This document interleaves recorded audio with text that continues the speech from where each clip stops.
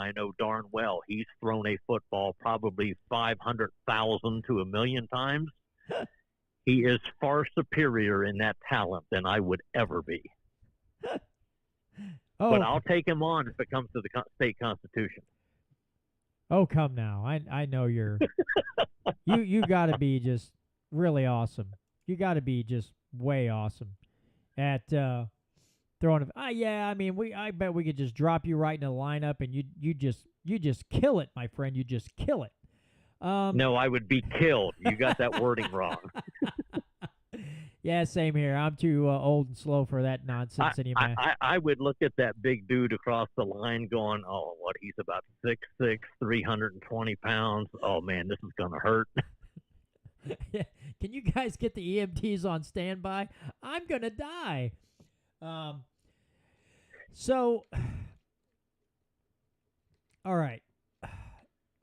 So, okay. And since we're talking about primaries and everything else, and how the parties should do this, they should caucus, they figure out who their candidate's going to be, so on and so forth. So from there, do we go? Hey, let's do. You get all the county central committees to vet candidates that would be in the caucus to be. And then to run, then they have to run amongst the party to try to gain favor to be the candidate. Would you like to see a system where, I mean, now we know how well vetting could go. I mean, these are already supposed to be vetted people, and they're not always so well vetted. But do you think it would be better if all these central committees would vet a candidate instead of just taking everyone's money? Like the party does now. Oh yeah, you want to run in the Republican Party? We'll take your money. They don't seem to care what their ideals are, what they stand for, what their platform is. So, do you think it'd be better if they all vetted and then they had the caucus? I mean, do you think you'd have a chance of getting a little bit better candidates if that was how it was done?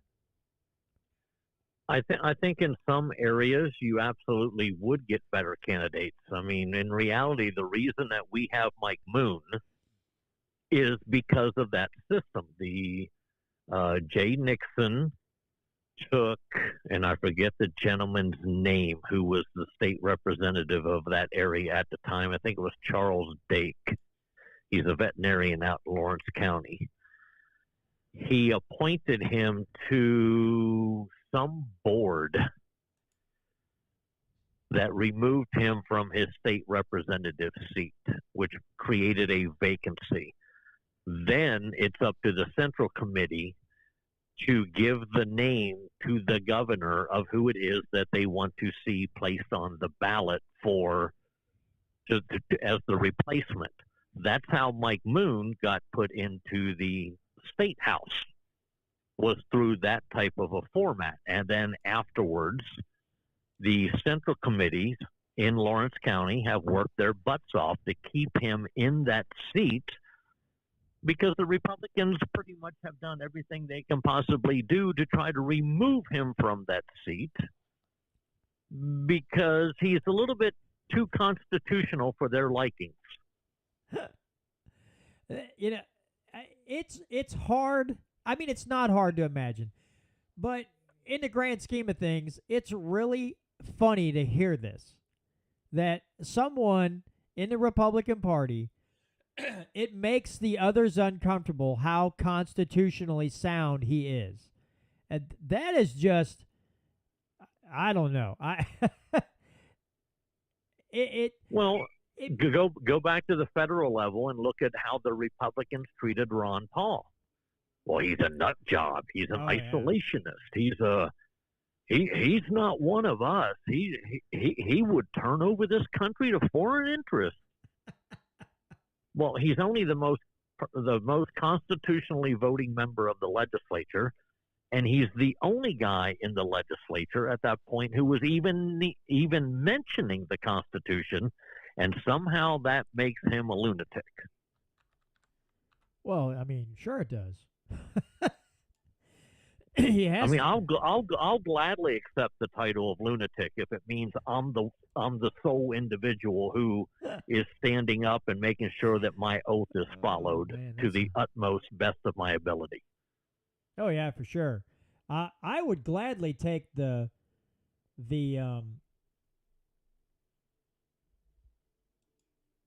that I would wear like that with a badge of honor. If they're like, oh, this guy's crazy, be like, yeah, crazy like a fox. I guess I did.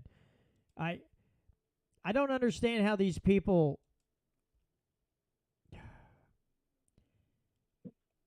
I guess I don't. I don't understand how we got to that point. I mean, I know it's been a long time coming. We didn't get here overnight. We're not going to get rid of it overnight. But it still blows me away as far as how you can look at somebody like Ron Paul, where history favors him. His comments, the things that he said over the years, for many years. Now, did they happen the next day? Well, of course they didn't. It didn't happen the next day that what he said would happen would happen. But it did happen. Every time, if he said, "Hey, there's going to be the housing market's going to crash," and they're like, "Oh, come on." And then what happens? The housing market collapses. And he's been right. I mean, let's face it, he's been right about every freaking time that he's said something.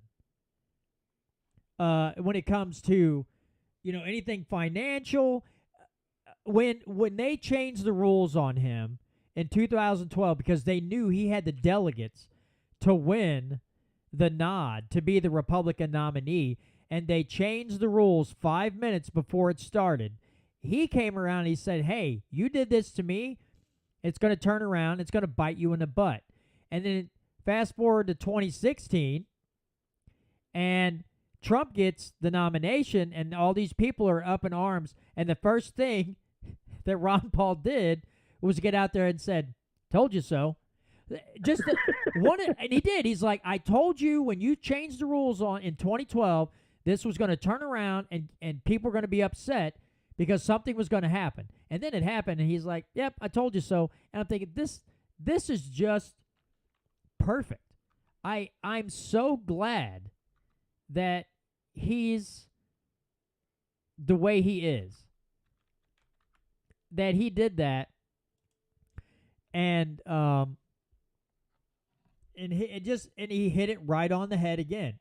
It just, I don't know. And then you get on his, he's got his podcast, the Ron Paul Liberty Report, and you just hear the wisdom in the guy's voice. You hear the experience that he's had all those years of being a representative, and he's still speaking that truth, but now he has so many more people that listen to him and go, "Oh yeah, he's definitely not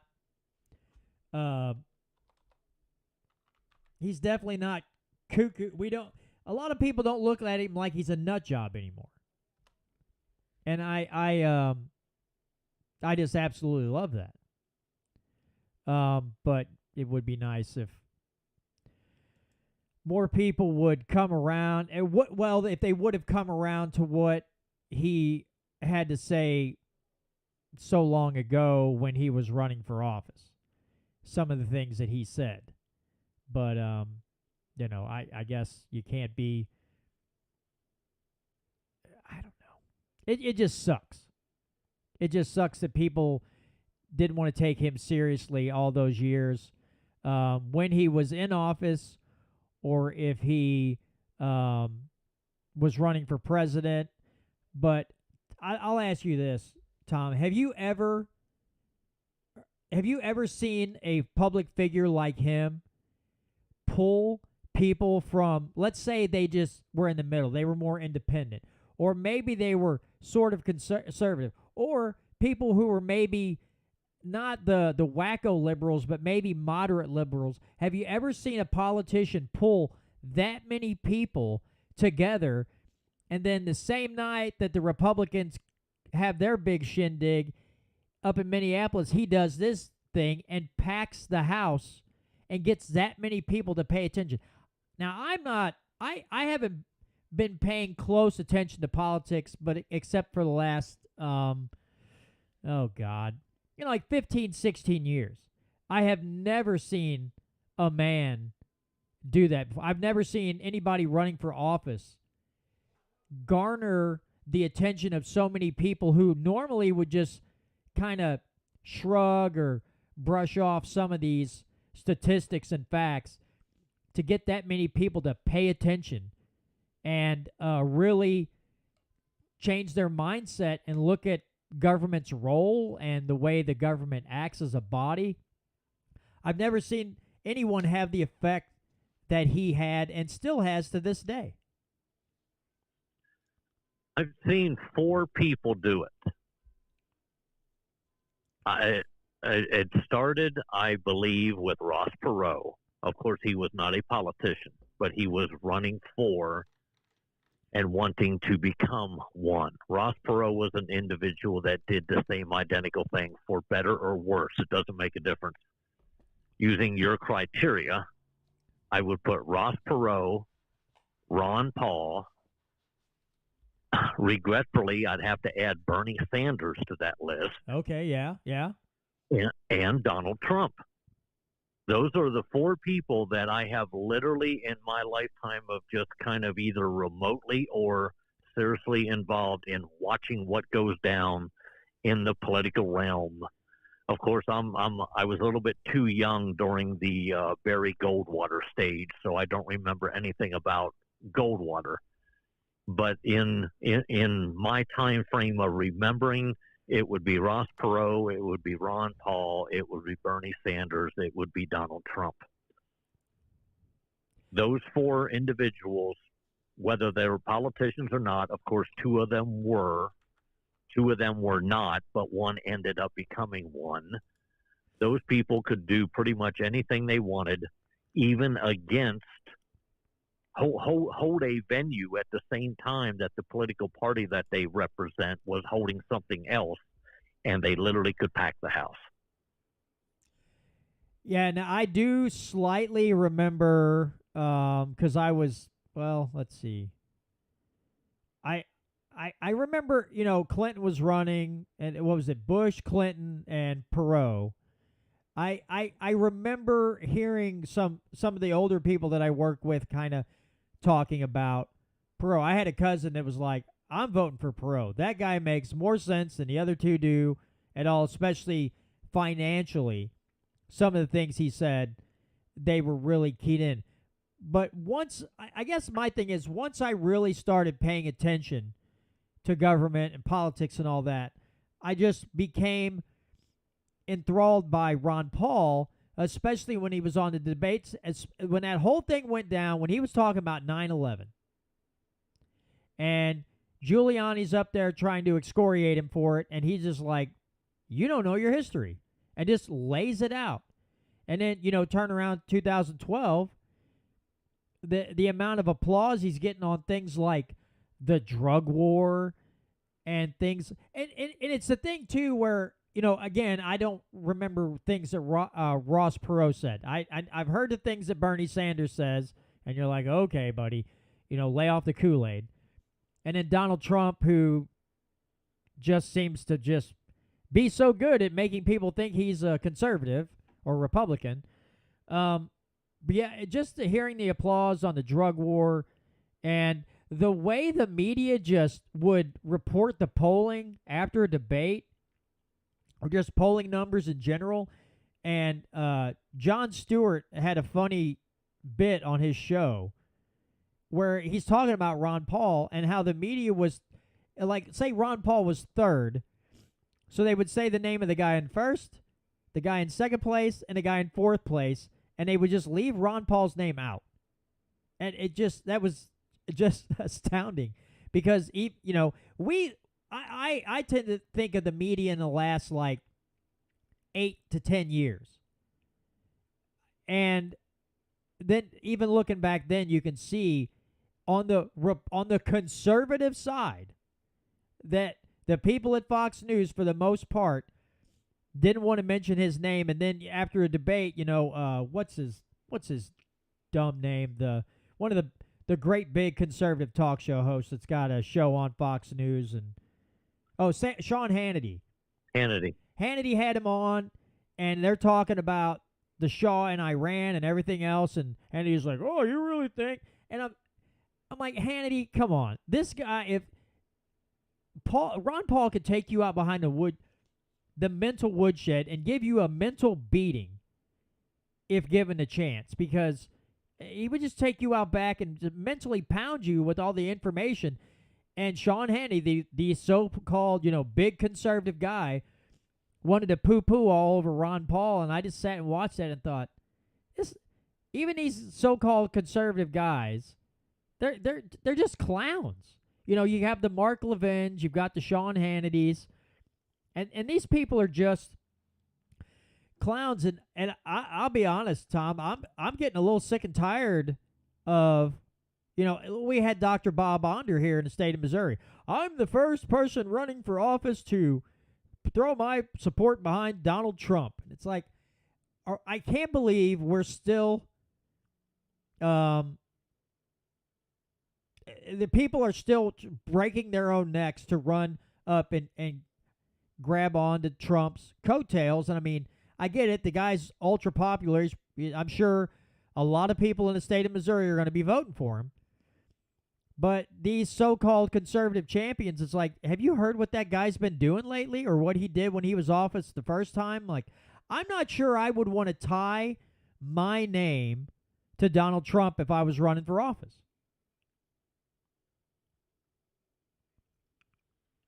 Well, see, part of the problem that we've gotten into, and it's been this way for decades, Missouri is one of the lone holdout states, just like we were with the prescription drug monitoring program. We are one of the lone holdout states that do not require you or even suggest that you have to register under a political party when you go to register to vote. Until Dan Stacy, state representative on the Republican side of the aisle, came along and decided, well, he's going to change that because he doesn't want Democrats voting, on the other side of the aisle during the Republican primaries. Well, the way to solve that whole entire issue is, A, people should not have to register under a political party because that is a private organization. It's not a governmental organization. So therefore, you should not have to register under any political party. You just go and register.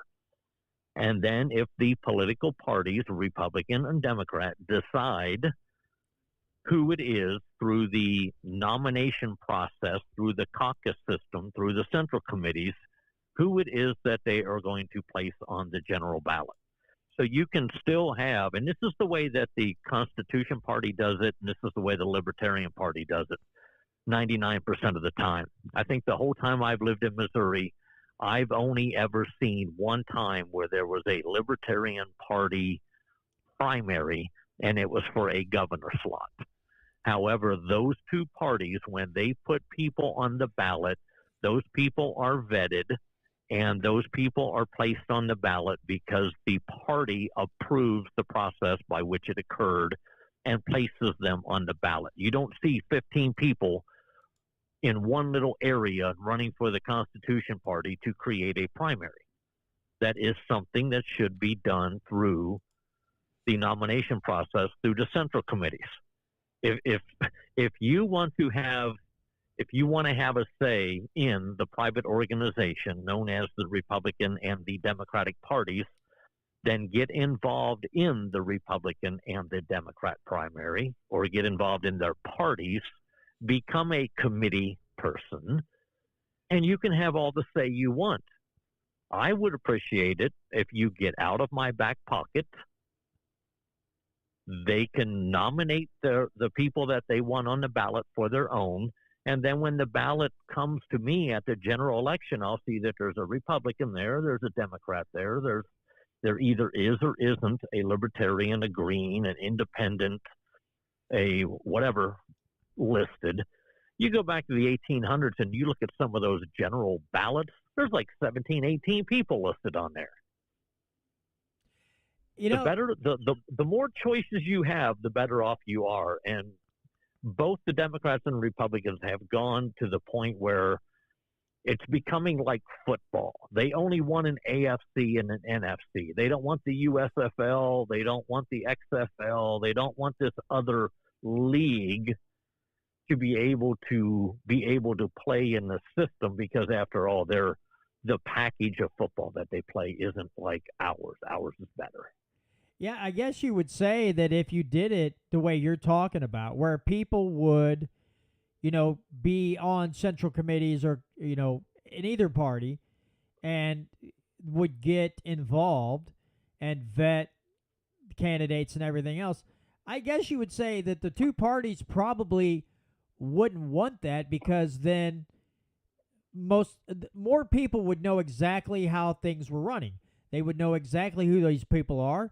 They would be more informed, and it would really probably damage the current platform that both parties run on, which seems to be the platform of, we're going to keep you guys fighting while we go to the bank and make all the money and do all these other things. We're gonna do it that way, and that way the ignorant people will just vote for whoever, whatever turd wins the primary for the most part. Now, there are some good candidates out there. I'm not saying that, but it seems like a way of controlling, it just gives them more control. Because, some states, libertarians have to fight to get on the ballot.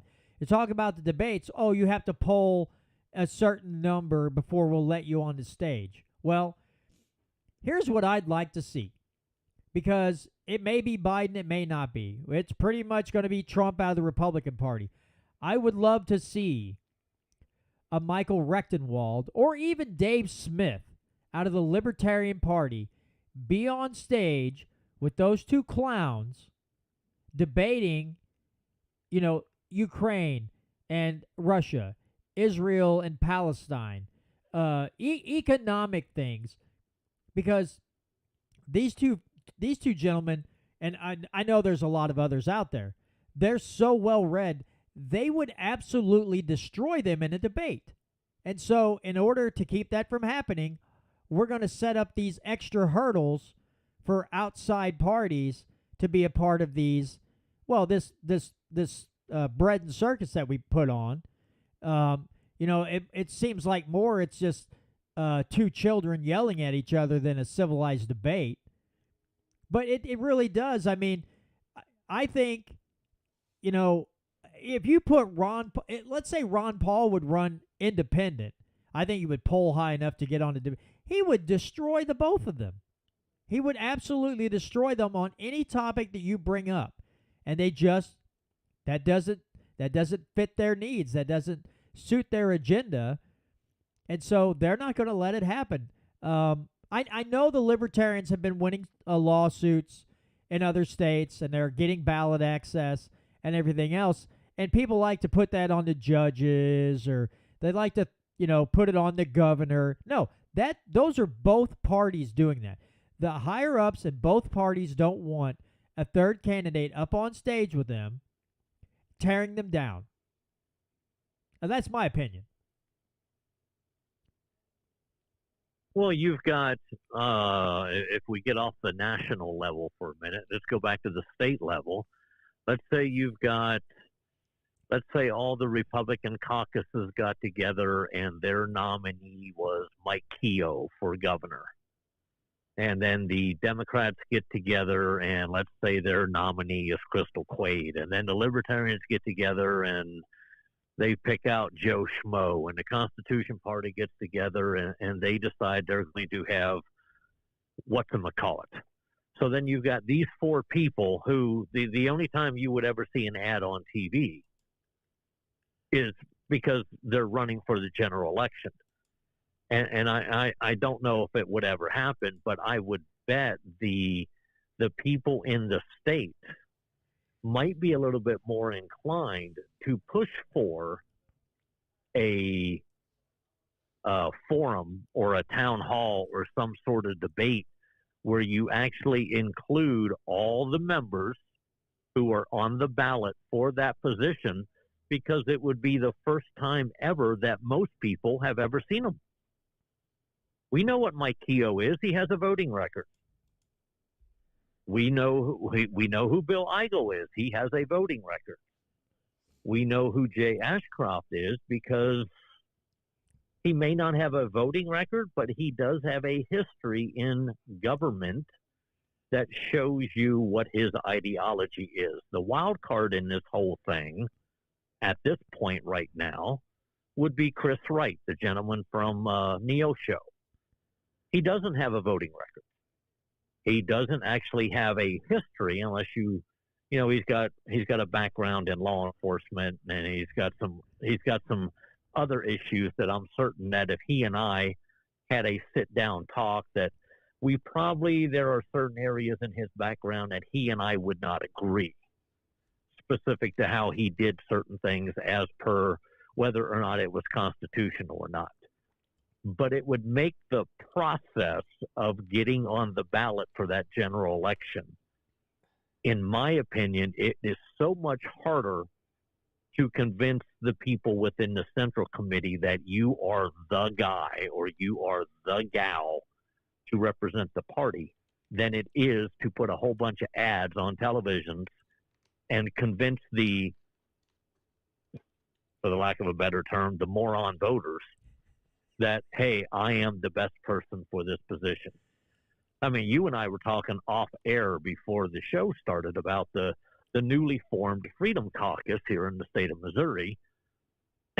And we both agreed we find it rather odd that the lone individual who is the most constitutionally voting member and has been for the whole entire time he's been in the elected seat is vacant. He's not even in the Freedom Caucus. So, and for those of you that don't know, I'm talking about Mike Moon.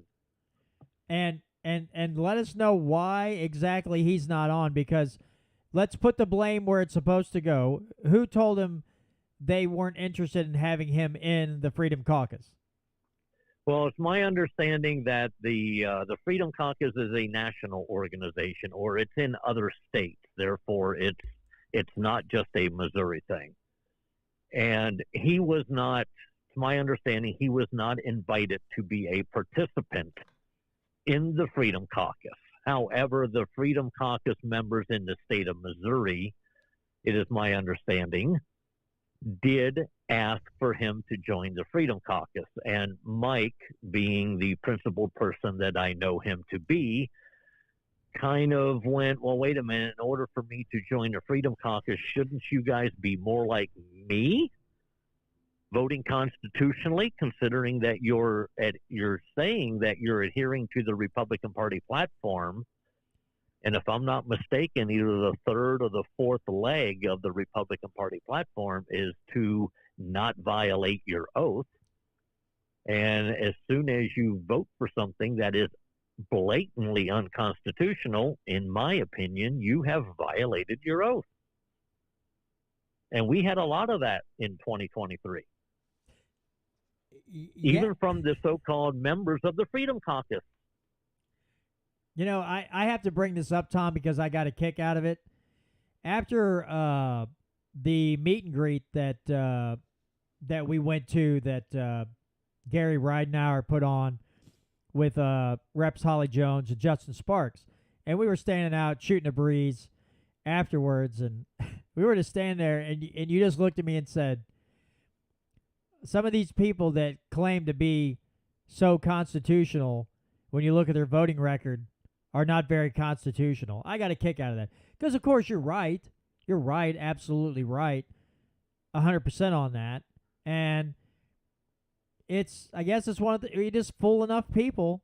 And I go, it just seems like if you utter the words Constitution enough, people, it generates interest in people's minds, and then you say the right words and they go, oh, yeah, yeah, yeah, yeah. They're definitely constitutional. Well, how do you know? Well, they've said it. They said the word constitution like 40 times in a 10-minute speech. So they must be constitutional because they keep talking about the Constitution. Well, as you said, there's a whole lot of them that could talk about it. But then, like, organizations like the ones you're a part of are digging through all the votes, and then you get to go, it doesn't look like you're very constitutional to me. Now, of course, that would hurt their feelings, and they would try to come up with some kind of excuse why they voted certain ways. But I'll tell you this. I'm going on this trip to D.C. I leave the 13th. One of the gentlemen that's coming that I'm going to be going with. Now, he and I don't see eye to eye politically.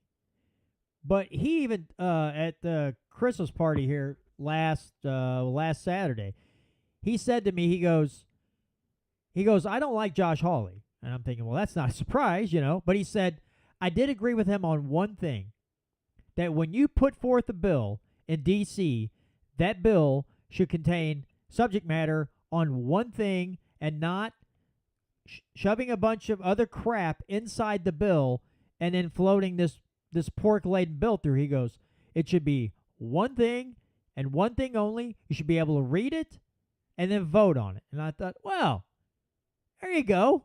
Somebody who's politically, 180 for me still gets it. That, yeah, the bill contain, the right language along with the title. It says what it means, and that's it. And of course, we can't do that in D.C., and we sure as heck struggle with it here in Missouri as well. Well, don't forget Article 3, Section 21, Article 3, Section 23 specifically says that, A, you can't change the title away from the original bill, away from its original topic, and it also says that you can't include items within that piece of legislation that are not of similarities with the original title and the original topic. When we were at that meeting, I did not realize when you gave me the opportunity to speak that two of the pieces of legislation that I was talking about, which were adamantly unconstitutional, the two people in the room who were elected officials voted for those two pieces out of the three that I brought up. And yet when you hear them talk, my allegiance is to the Constitution. I got, okay, well, which version do you have? Because it's not the one that I'm sitting here looking at right now beside my computer. Because if it was, you would see Article 1, Section 21, or Article 3, Section 21. You would see Article 3, Section 23. You would see Article 3, I think it's Section 50. You would see Article 1, Section 1, Section 2, Section 3. I mean, these things are there for the reading. All you have to do is open up the rule book and go, wait a minute, I can't do this. I can't vote for this because it violates this section of the Constitution. We have one person in Jefferson City that does that. One. And by the way, he's not a member of the Freedom Caucus. We have one guy. One who stays true to his oath of office. One guy. I just had a thought, and now me and this old man brain are really fighting today, Tom. But I had a thought, and it slipped. But I mean, yeah, it's and that's the thing when you go to the Capitol and you're and like what Patrick's group does, they go to the Capitol and pushing for legislation or to get good legislation through, or to fight the bad legislation, whatever. And you're trying to be friendly towards these people. But at the same time, when you step back and you look, and they're saying one thing, and acting in another way, you're like, I mean, I think some of these folks are trustworthy. Oh, I remember what I was going to talk about. Do you think we're talking about they just go ahead and you brought up 3 bills, 2 of those bills, both of those Sparks and Jones voted for. Do you, and I want your honest opinion here, because I think this may not totally be the reason, but it may be part of the reason. And just, we got 5.5 minutes left till I got a clip. But people seem to think that, I know Jesse Rude said there was a candidate running, I believe out of the state of Florida or Georgia. He was running for Congress, U.S. Congress, and he had a whole lot of people complaining that he really didn't write any bills while he was in state office. And he's like, my job is not to write all this legislation. My job is to ensure your freedoms, not write as many bills as I can in a contest. Do you think that some of these folks think that even though it's the bill that they're voting yes on is unconstitutional, if they go back to their constituents and say, yeah, I didn't really write any bills and I voted no on this, that they just look at it as they have to compromise or it's political suicide? I hear that argument, and I hear also Mike Moon all the time discuss how he will bring up, he says, look, when I swore an oath to Article 1, Section 2 in the state constitution. And I'm not going to read it. I'm not going to quote it verbatim. But basically it says that my job is to, in the line of government and governance, is to make sure that your right to life, liberty, the pursuit of happiness, and the gains of your own industry are secure. And should I not vote in that manner, then I have failed and government has failed in its chief design. It's really not that difficult. You can look at a bill and go, okay, does this? Well, I mean, I'll take the one I talked about this morning that I thought was funny was I think it's the most important piece of legislation in the state of Missouri this year. And if it doesn't get passed, I'm going to be so brokenhearted that it's not even funny. But I think it was Senate Bill 2189. We are attempting to make Provel cheese. That's a combination of cheddar, Swiss, and provolone as the state cheese for the state of Missouri. But Tom, that's really important. It is. However, when you sit back and you look at that piece of legislation, you go, okay, whose rights are being secured by Provel cheese? Nobody's. Okay. Whose liberty is being secured if I vote for Provel cheese? Nobody's. Whose pursuit of happiness? Well, okay, the pursuit of happiness would be the people who use Provel cheese. I do. But then you have to ask yourself, well, do I like Provel cheese? What happens if I'm a Swiss guy? What happens if I like cheddar? I brought up this morning on the radio, the one debate that I would really love to see in Jefferson City, because I know it would gridlock the system so bad, they would get nothing done the entire year. Force them to make an official state Kansas City barbecue. Is it going to be Jack Stack? Is it going to be Arthur Bryant? Is it going to be some sort of a meat rub? Or is it going to be a liquid that you pour onto the steak? Is it going to be some steakhouse that we've never heard of?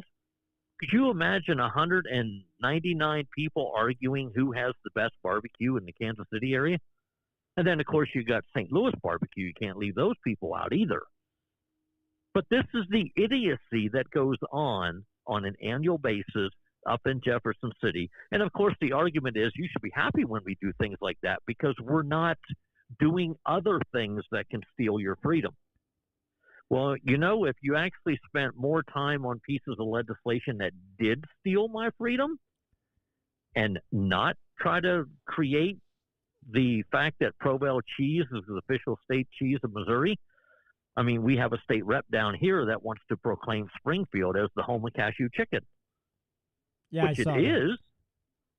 But that's neither here nor there. Let the governor sign an official proclamation denoting that cashew chicken and Springfield, Missouri are synonymous with one another. And from here on out, Springfield, Missouri will be known as the cashew capital of the world.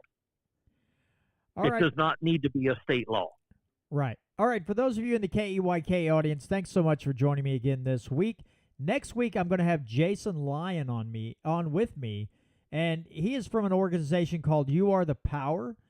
I believe that Spike Cohen started this organization, and they have been doing some fantastic things. So make sure you tune in next week to hear Jason and I discuss everything about You Are the Power and some of the things that will astonish you that they've been fighting against.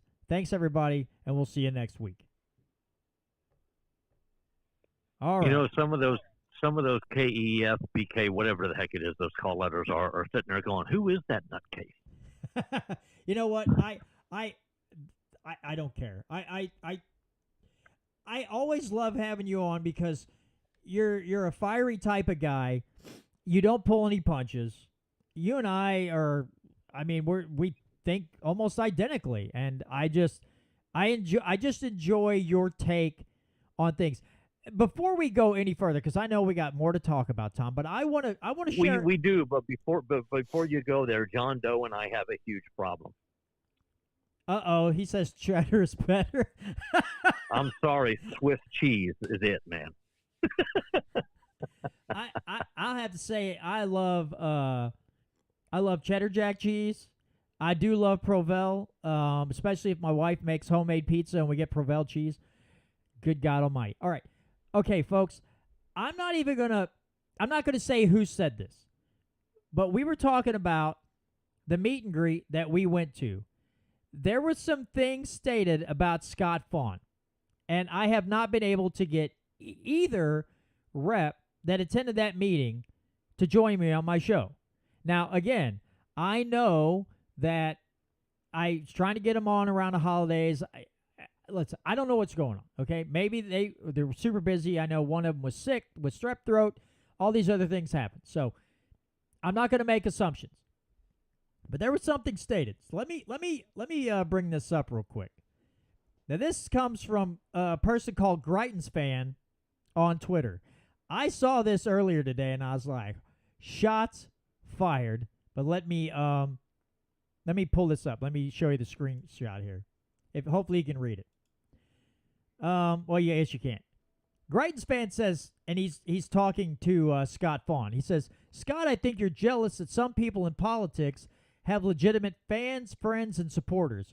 We all know the speakeasy is bugged and that you blackmail half the Capitol. The people around you are there out of necessity or fear. They don't care about you. It's sad. And when I saw that earlier today, I was like, whoo, man, somebody. Now, again, this is a topic that I've wanted to discuss with some representative who will come on and talk about this, talk about the facts. And I haven't been able to do that yet. I'm not going to call and beg people to come on my show to talk about stuff. It's not what I'm about, okay? I can get other guests on. I got people like Tom to come on, talk about all kinds of stuff. But holy crap, that's spicy. And so it does feel good that somebody else is saying. I don't know who this person is. I have no idea who they actually are. But it is nice to see somebody post this on social media. Now, Faughn laughed it off. He's like, oh, this guy, look at it. But, and that was it. He just laughing it off. He's not, I guess he's just going to pretend like it wasn't said. He's not going to try to refute it. But it sure was nice to see that somebody else posted that about the speakeasy, because we heard that from an elected representative. And, again, can't get anybody on to really talk about it. But there was on Twitter earlier today, And I only saw it because Scott Vaughn replied to it, and he what did I call him? I call him Thunderbutt or whatever. Thunderbutt replied to it, but that's been the end of it. I don't think there was a whole lot of replies after that. But I found that amusing, and now I just have to find somebody with the intestinal fortitude who will come on and knows some things to get on here and spill the beans on this whole thing.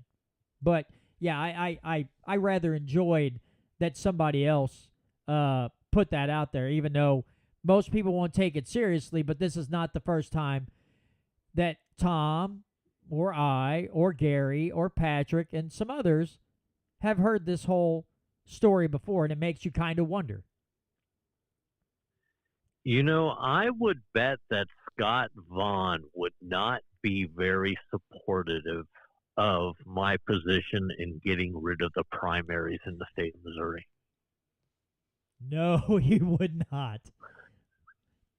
How is he going to try to support all the rhinos if you're going around and tearing up the whole primary thing and, well, just being rid of it, throwing it in the dumpster and setting it on fire?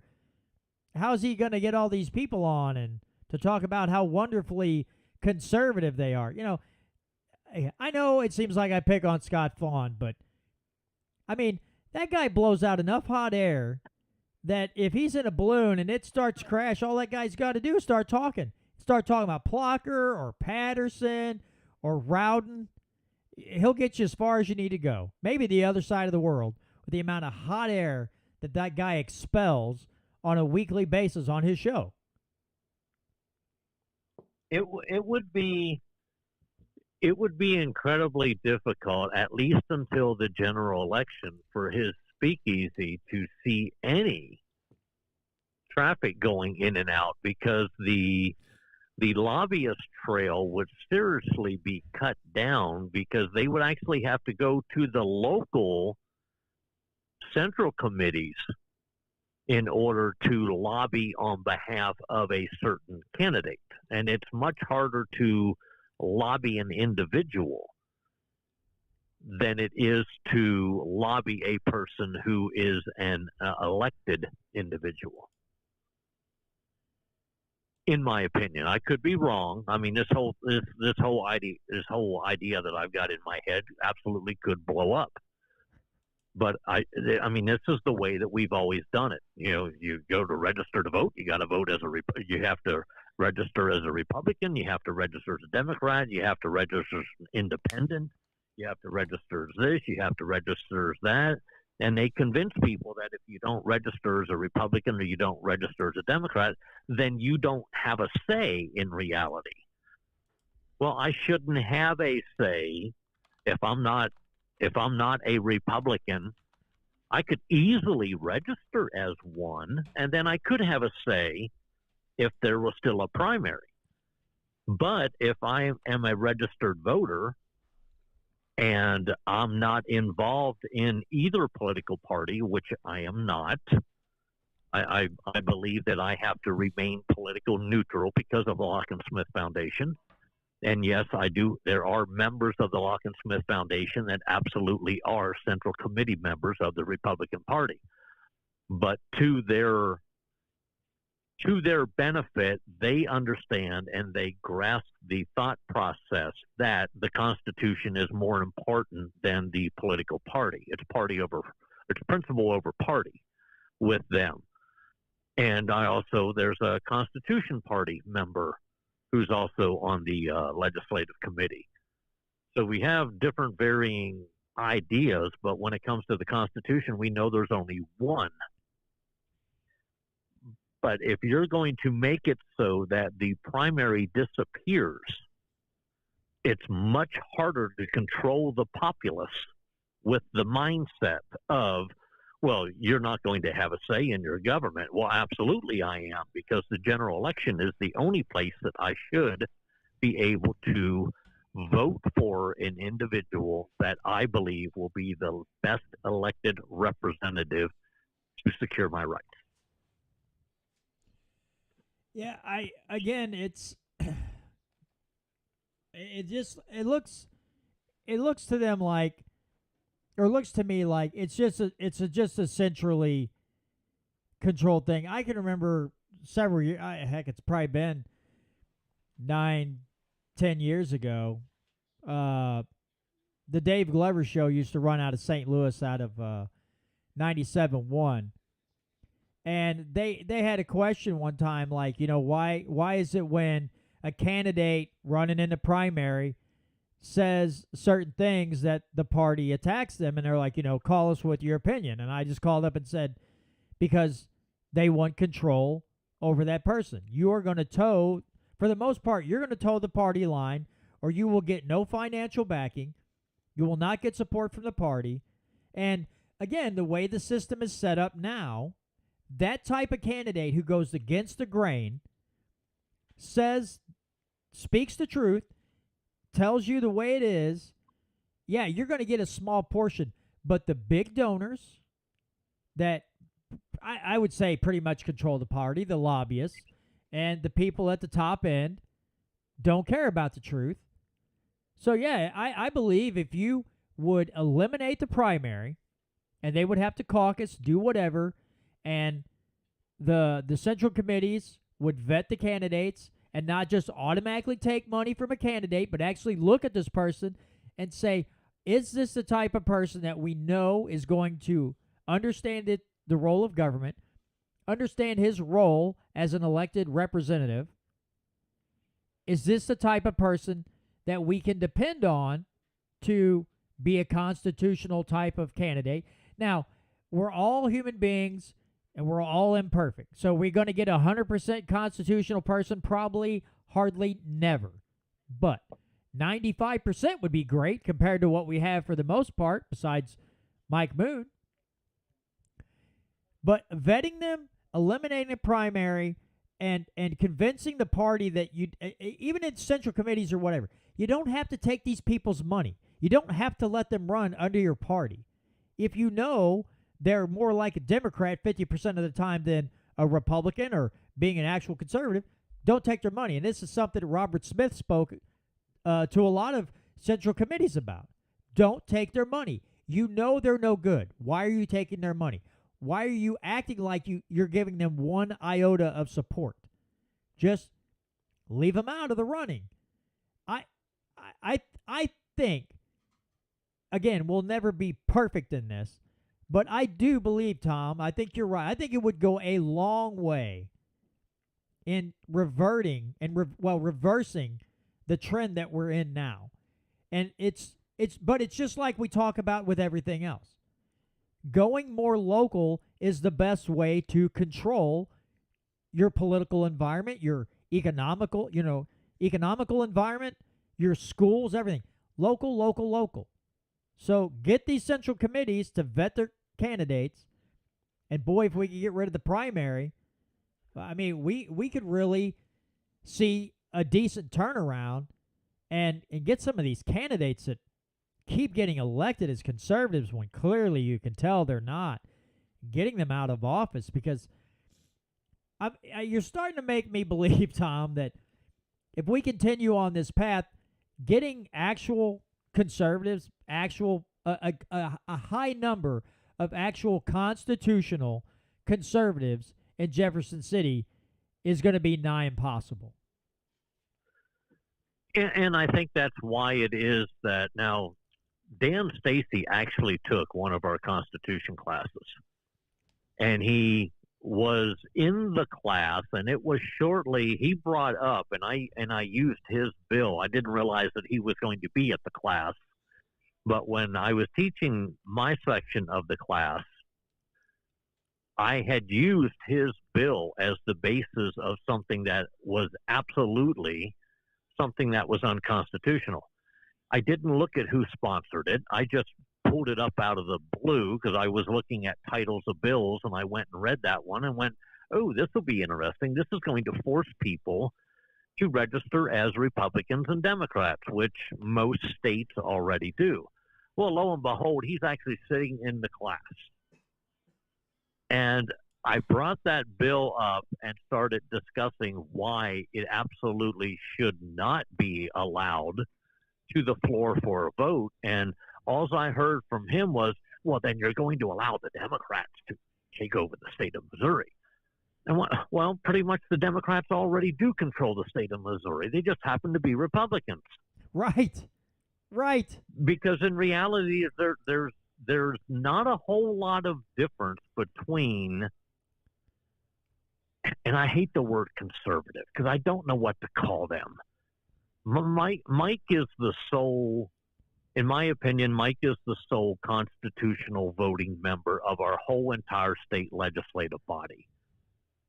Then from there, you take a huge, and I do mean huge, step backwards to get to the people who are not only in the Freedom Caucus, but some of the people that are supported by the conservative movement.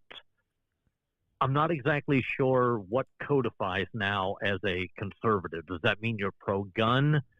Does that mean you're anti-abortion?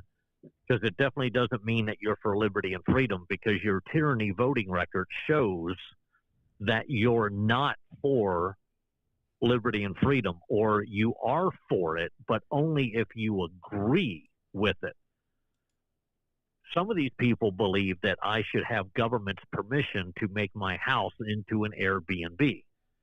Well, as long as I'm paying the taxes, which I don't like to pay anyway, it's my property. Therefore, if I want to lease my house out as an Airbnb, I don't need government's permission to do it. I don't need government's permission to carry a firearm. I don't need government's permission to exercise my freedom of speech. I don't need government to exercise my freedom of assembly. I don't need government's permission to travel from point A to point B. But yet, a lot of people proclaim and make the case that, oh, well, Tom, my goodness, could you imagine where we would be if there wasn't such thing as a driver's license? Well, yeah, people would have to learn how to drive. People may get out of the left-hand lane when they're only doing 70 mile an hour because somebody's coming up behind them doing 85. If there's nobody on the highway, move over in the right-hand lane where you belong. Let them go by. No harm, no foul. You're talking about your, if you wanted to do, make your house into a Airbnb or whatever. And then you look at what we have here in, what's the name of the town? Where's it at? In Lancaster County, Pennsylvania, where this Miller farm got raided because of raw milk and raw egg and raw milk products, including eggnog. See, he wasn't licensed and blah, blah, blah. So, I put this on two different people because this photo, let me pull up so other people can see it here.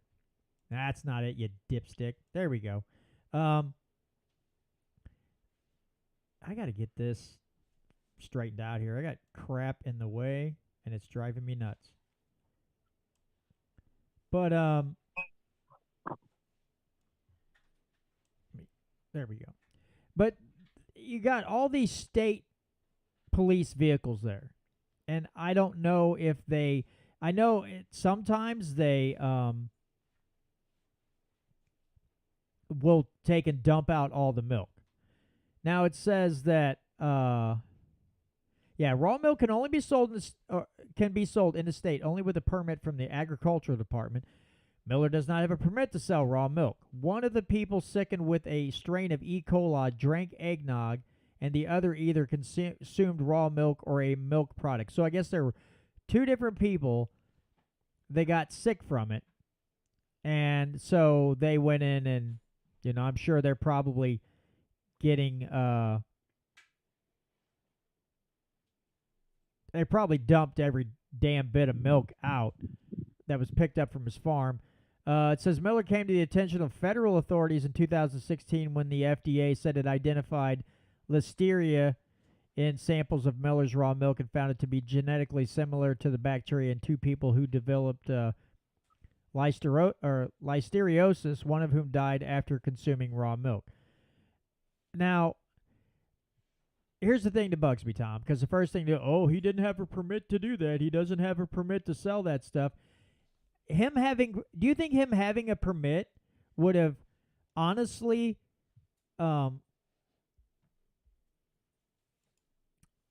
kept all the they act like if he had a permit to do that, that automatically his products just become bacteria free. That's what kills me on this. They act like if you have a permit that your business just is, your products are automatically better, no one gets sick from your food. How many people do we know that go eat out at a restaurant and get food poisoning? Do they come in and shut the restaurant down? No, they don't. But because this guy didn't have a permit, that makes it totally different. He's not paying his extortion fee to the government to sell raw milk or, raw eggs, raw milk products, whatever. You know what? It's one of those things. You drink raw milk, you take your chances. I would just assume drink raw milk, then drink milk from the store, because I know everything in that milk that's beneficial for me is still there. Okay, this may scare you. I have been drinking raw milk for so many years, I forget how long I've been drinking it. And you know what? Good for you. I'm glad that's probably why you're so much smarter than me, Tom, because you're drinking raw milk and you're getting the good stuff. And I don't really hardly drink milk at all, because I just know that I've been told by people who drink raw milk, a lot of it, they've been drinking it for a long time, said they don't have problems with allergies. They don't have gut issues. They don't have a lot of other, kind of more normal health issues that people have, especially allergies and gut issues, because they're drinking raw milk. They're getting those enzymes and the proteins and everything that the processes that the normal milk manufacturers put out has been cooked out. And so I kind of envy you that you're able to sit here and drink raw milk all the time. Well, it's one of those things that I know where I'm getting it from. I have been out there while the gentleman is milking his cows. I know how many cows he has. I know the feeding source of said cows. I know how clean his facilities are. I also know that if one of the individuals were to happen to get sick from raw milk and said something to them, that they would take steps to make sure that they would figure out whether it was the milk that made somebody sick or not. But we've gotten to the point where, and I would be curious about that Miller thing. I'd be curious if any of the people who were drinking it all of a sudden decided, I'm going to go from this milk to this milk now. Because in reality, if you go from store-bought milk to regular cold processed raw milk, there is a period of time that it takes your body to get adjusted to the fact that you're no longer drinking homogenized, pasteurized milk, but your immune system generally is strong enough just to kick that on down the road, and then you're good to go. But anyone will tell you, if you eat raw honey, generally that makes you can get to the point where you don't have allergies, or you're no longer susceptible to certain allergies, because you now have got that in your system, and your immune system is getting accustomed to what it is that is now in your system, and it's building up antibodies to it. That stupid Corona juicing, that killed 2 people, at least 3, maybe even 4 people. But yet I didn't see any of those agencies raiding the CDC or anyone else to remove that Corona juice off the market. Yeah, you look at just a lot of pharmaceutical products that have been pulled from killing, multiple people. But they don't go into that pharmaceutical company to shut them all down.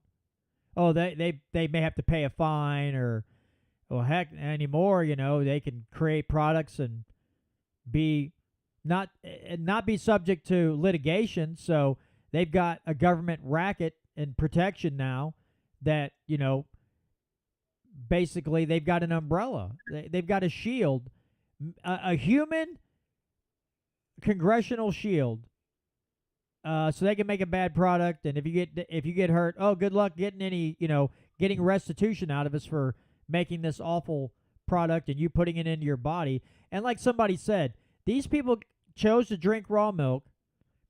They weren't forced into it, and of course, common sense is kind of lacking these days. If you take any raw product, there is a risk. There is an inherent risk in that. That's just the way it is. It could be raw honey, and there's still a slight risk. I love raw honey. We get raw honey all the time from local people. And I try to remember to start using it around my normal allergy season to help me out. Like John Grady's in here talking about cannabis and hemp, and Nick Schroer has a bill, SB 984, I believe. They want to get rid of all the Delta 8 products that are hemp-derived. And it's like, okay, so we have this shoddy Amendment 3 that's now in the Constitution that does the opposite. Isn't he a Freedom Caucus member? I'm pretty sure he is. And regulating that has freedom written all over it? I guess to some people, here's the thing. This is what gets me, Tom. Because, again, I guess we should use the term freedom, this term Freedom Caucus, we should use that lightly. Okay? I think we should say, maybe we'll call it possible Freedom Caucus on some things. We'll have to put it in parentheses down below. Like, Freedom Caucus, maybe. Maybe that's what we'll call it from now on. It's the maybe Freedom Caucus. But anyway, so they're gonna try to get rid of Delta 8 and even other full spectrum CBD like oils or any of that stuff. But this is the thing that kills me. Amendment 3 got, it was put in the Constitution, and it does exactly what nothing in the Constitution is supposed to do, which is to limit the freedoms of the people. It is supposed to limit the scope and power of the government, and yet we have an amendment to the Constitution that limits the freedom of the people, which is idiotic and moronic and a lot of other words. And now caused by big money interests outside the state. And now we have, like you said, a supposed Freedom Caucus member who wants to come around and get rid of all these products, and then they're going to force people into two directions: to go to a dispensary for ungodly high-priced products, or right back into the black market, where there's still a lot of people that go to because it's so much cheaper to get from the black market than it is a dispensary. These people, they're driving this industry into a monopoly-style industry. Oh, Casey Rich says Schroer heads the Freedom Caucus and has his own show. But, yeah, I mean, we have that going on. I've got to call his office and see if I can get a response on why exactly are you doing this. If you're in the Freedom Caucus and you're doing the opposite, what are you doing? I'm at a loss based on how Article 1, Section 2 reads. You're at a loss? To how it is that some of these pieces, how you could even write something like that and go, okay, I am a sovereign individual. I was born a sovereign individual. Therefore, I have at my disposal the free will to do that which I want to do as long as I am not violating the rights of somebody else. Now, you can make the case that the Miller Farm there in Lancaster, Pennsylvania, did violate the rights of somebody else if the fact is true that their milk caused an individual to get listeria and then ended up dying of listeria. That's what the court system is for.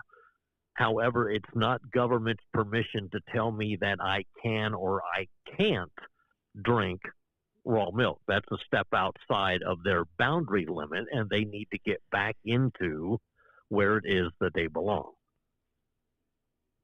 Yeah, it's one of those. This is what drives me nuts. I remember when they started talking about recreational medical. Then they're like, oh, you can't have anything that looks like candy because little kids are going to eat it. Well, if there's a parent in the household, it's just like anything else that could possibly bring harm to the kids. Be a responsible adult and keep it out of their sight and keep it out of reach. Why do we have to create a law that to do something like this where the parent, it just kind of like, well, parents, you're too stupid, so we're going to make a law to, so kids can't get, we can't make anything like gummy bears or anything like that because people could, a kid could get a hold of that. And, I posted earlier today on that Miller Farm thing in Pennsylvania. On Twitter, I said, yeah, that's government protecting the hell out of you.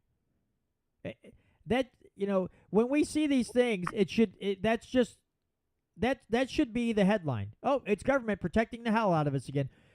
The thing that kills me is, there has to be a point where law enforcement at something like this says, I am not raiding a farm over raw milk or raw milk product.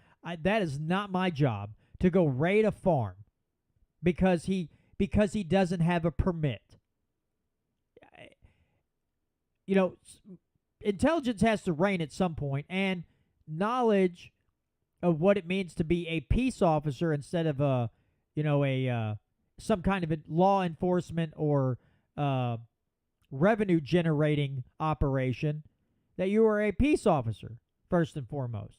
And if some government agency is saying, "Oh, you got to go raid this farm," you go, "Yeah, I don't think I'm going to do that." I think me and the boys will stay over here at the station today, and we'll let you FDA freaks or whoever else, or Department of Health and Human Services, whoever, you guys can handle this. You guys can handle it from here, but we are not taking part in going to a farm and raiding it because, God forbid, he didn't pay his extortion fee to sell a certain product. Well, the funny thing is, I jokingly told people when the Second Amendment Preservation Act was introduced, I said what we realistically need is a bill called NAPA, N-A-P-A, the Ninth Amendment Preservation Act. Because if you had a Ninth Amendment Preservation Act in Pennsylvania, all of those cops that are Pennsylvania state troopers and the county sheriff officers and all of those other individuals that are pictured in that thing that you put here on the on your link, they would not have responded to that farm except for in the manner to investigate whether or not said cow caused a death of said individuals, and that would have been that. Yeah, that's true. And, when you talk about even just Ninth Amendment, 10th Amendment, Grant has had this great idea for a while. And, maybe we should talk to Mike Moon about it and start a nullification caucus. But that leads to the question is, could he find enough people to join in with him that he could trust? Because Mike Moon is in a world of his own when it comes to constitutionality. again, he's not perfect, but he's really good. How many times has he won the granite, the granite plaque from your organization? Well, he won it the last 3 years that he was in the House, and he would, as soon as I get that spreadsheet done, I'm quite certain he has the first one from when he was in the Senate. And even though he missed, I bet you he missed probably about 14 to 15 votes in 23 because his father was either in the hospital or he was sick or something. So Mike had a time frame where he actually wasn't in Jefferson City. Right. But I would lay odds that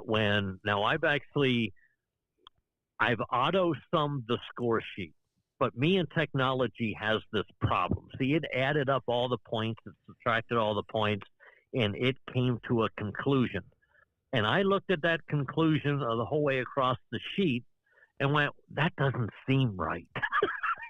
So now what I'm doing is I'm picking out random state reps and random state senators, and I'm going line by line and adding up their scores.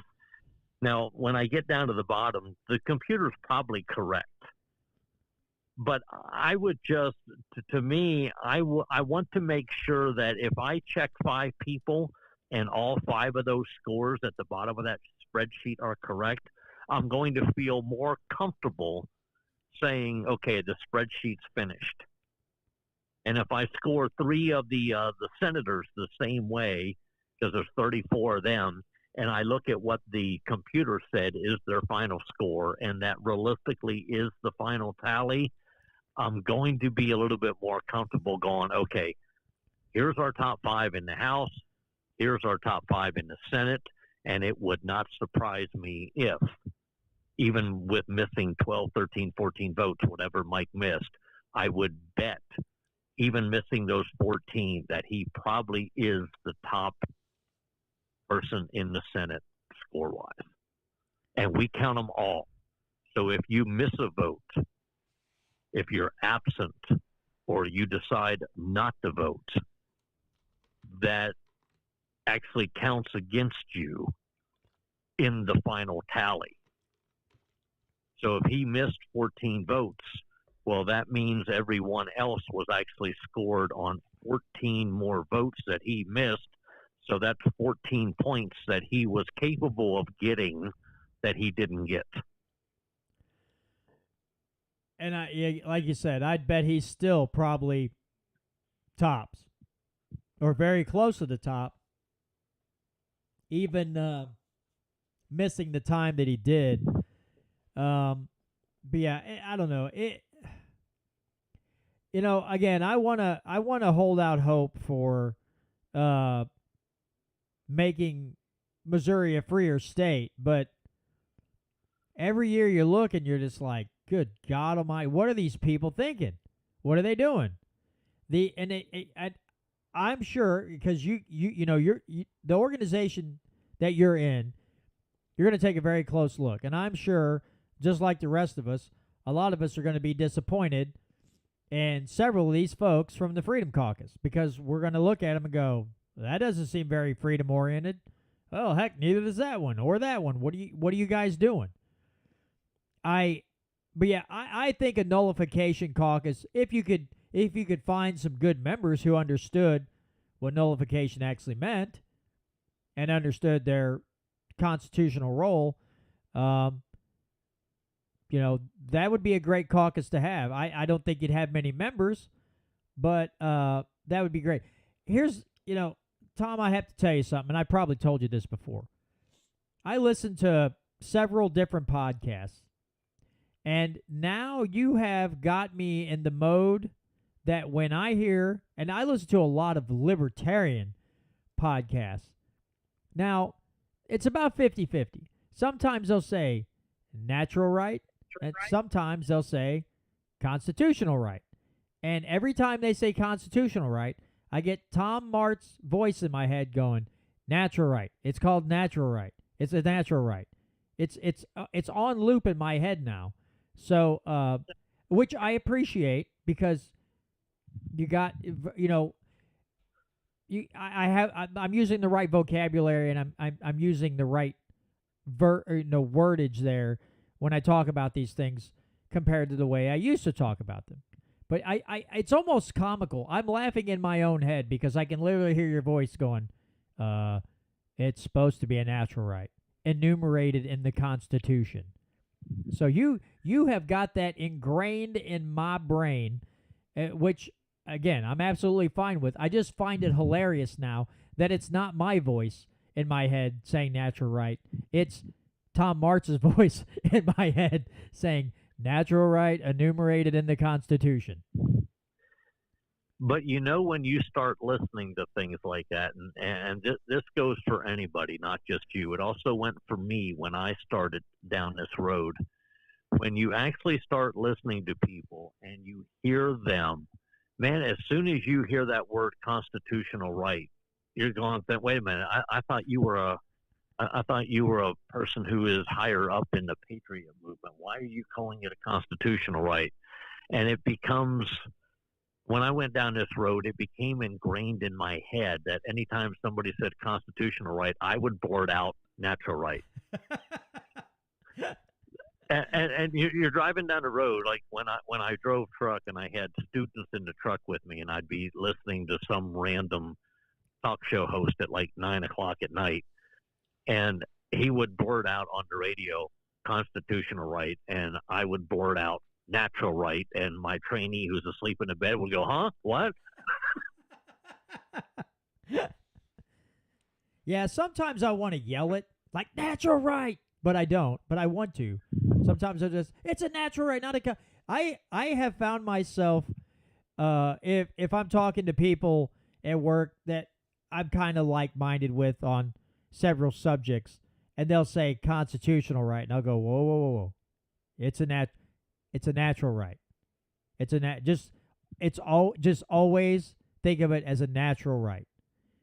And they kind of look at me. I'm like, just seriously, it's natural right. I said if you say it that way, it precedes the Constitution. Politicians ignore the Constitution all the time unless it fits their purview, and then they warp the language to make it fit an agenda. I said, but if you say natural right, that precedes everything. That tops a piece of paper with the Constitution written on it. It tops any politician, any bureaucracy. It tops all that stuff. If you just say natural right, and that's the thing. Once you said it, you got me thinking about it. Then I started looking at things differently because the wording changed. So it made me think about, whether it's the natural right of self-defense or the natural right to choose what you put into your body, whatever. It changed the way I thought about subjects because it set the bar higher. It's like, oh yeah, duh, I'm born this way. I'm born with these natural rights, endowed by our Creator with these natural rights. Duh. The Constitution, although I would love for elected officials to abide by the Constitution, that would be really nice.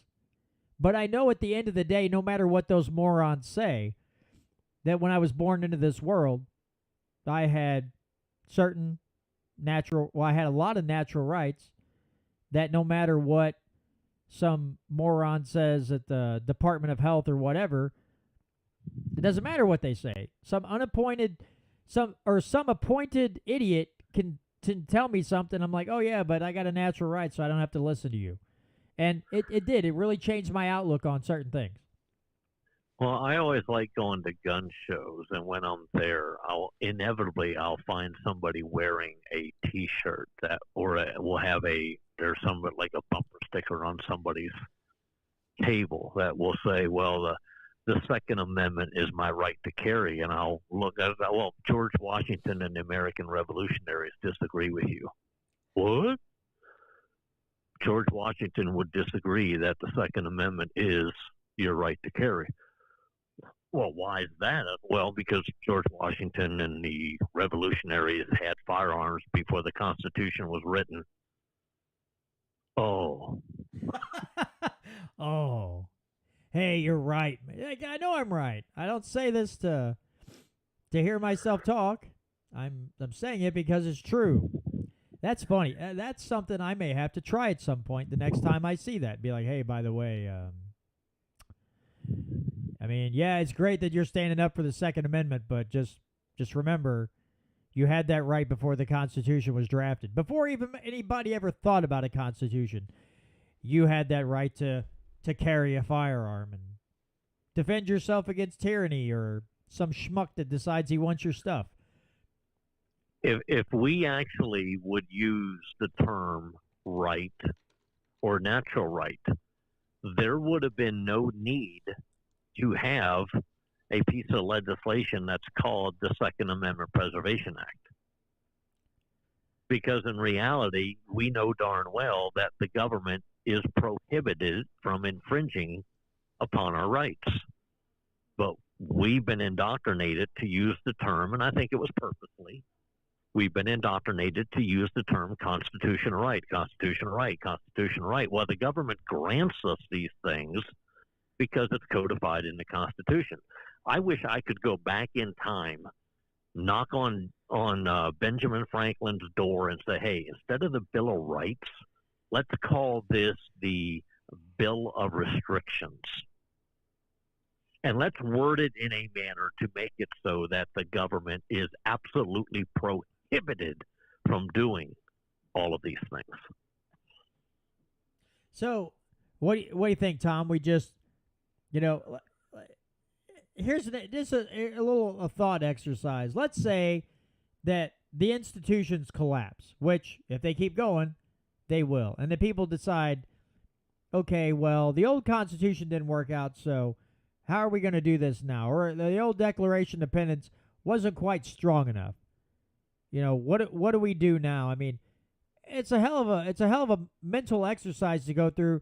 Look at the Constitution, look at the Bill of Rights, look at the language used. Now, of course, we'd want to use the old dictionary that they use, so we would have the original, definition of the terms. But to go in and reword a bill of restrictions, and people like restricting us, like no, restricting the government. And see, that's why I think that is so important, because if you read verbatim the Second Amendment, they are proclaiming that we are endowed, not within the second, but we are endowed by our Creator with certain inalienable rights. The Second Amendment clearly states that the right to keep and bear arms is an individual right. So when anyone makes the case, well, it says well regulated, yeah, that means that that individual needs to make sure that they are well regulated in the usage of their firearm. So if they are ever called forth to need to use that firearm in defense of their family, their life, their property, or the country, that they are capable of doing so. Heaven forbid should we have somebody who has a firearm, who for some reason points it at his own head and pulls the trigger and does himself in. That's not well regulated. But it was also not for the government to do it either. But we don't look at those things. Well regulated means that the government gets to do it for us. No, I don't think that's the way that works. Matter of fact, I know that's not the way it works. I have the dictionaries to prove it. Yeah, that to me, the first time I heard you talk was at Robert Smith's little campaign event that he held. I can't remember the name of the town now, but you and I and Patrick and Jesse Rude were there. It's either Nevada or it's Nevada. I just don't know which. Most everybody I hear call it Nevada, so I call it Nevada because I don't live around there, so I just go by what they say. Yes.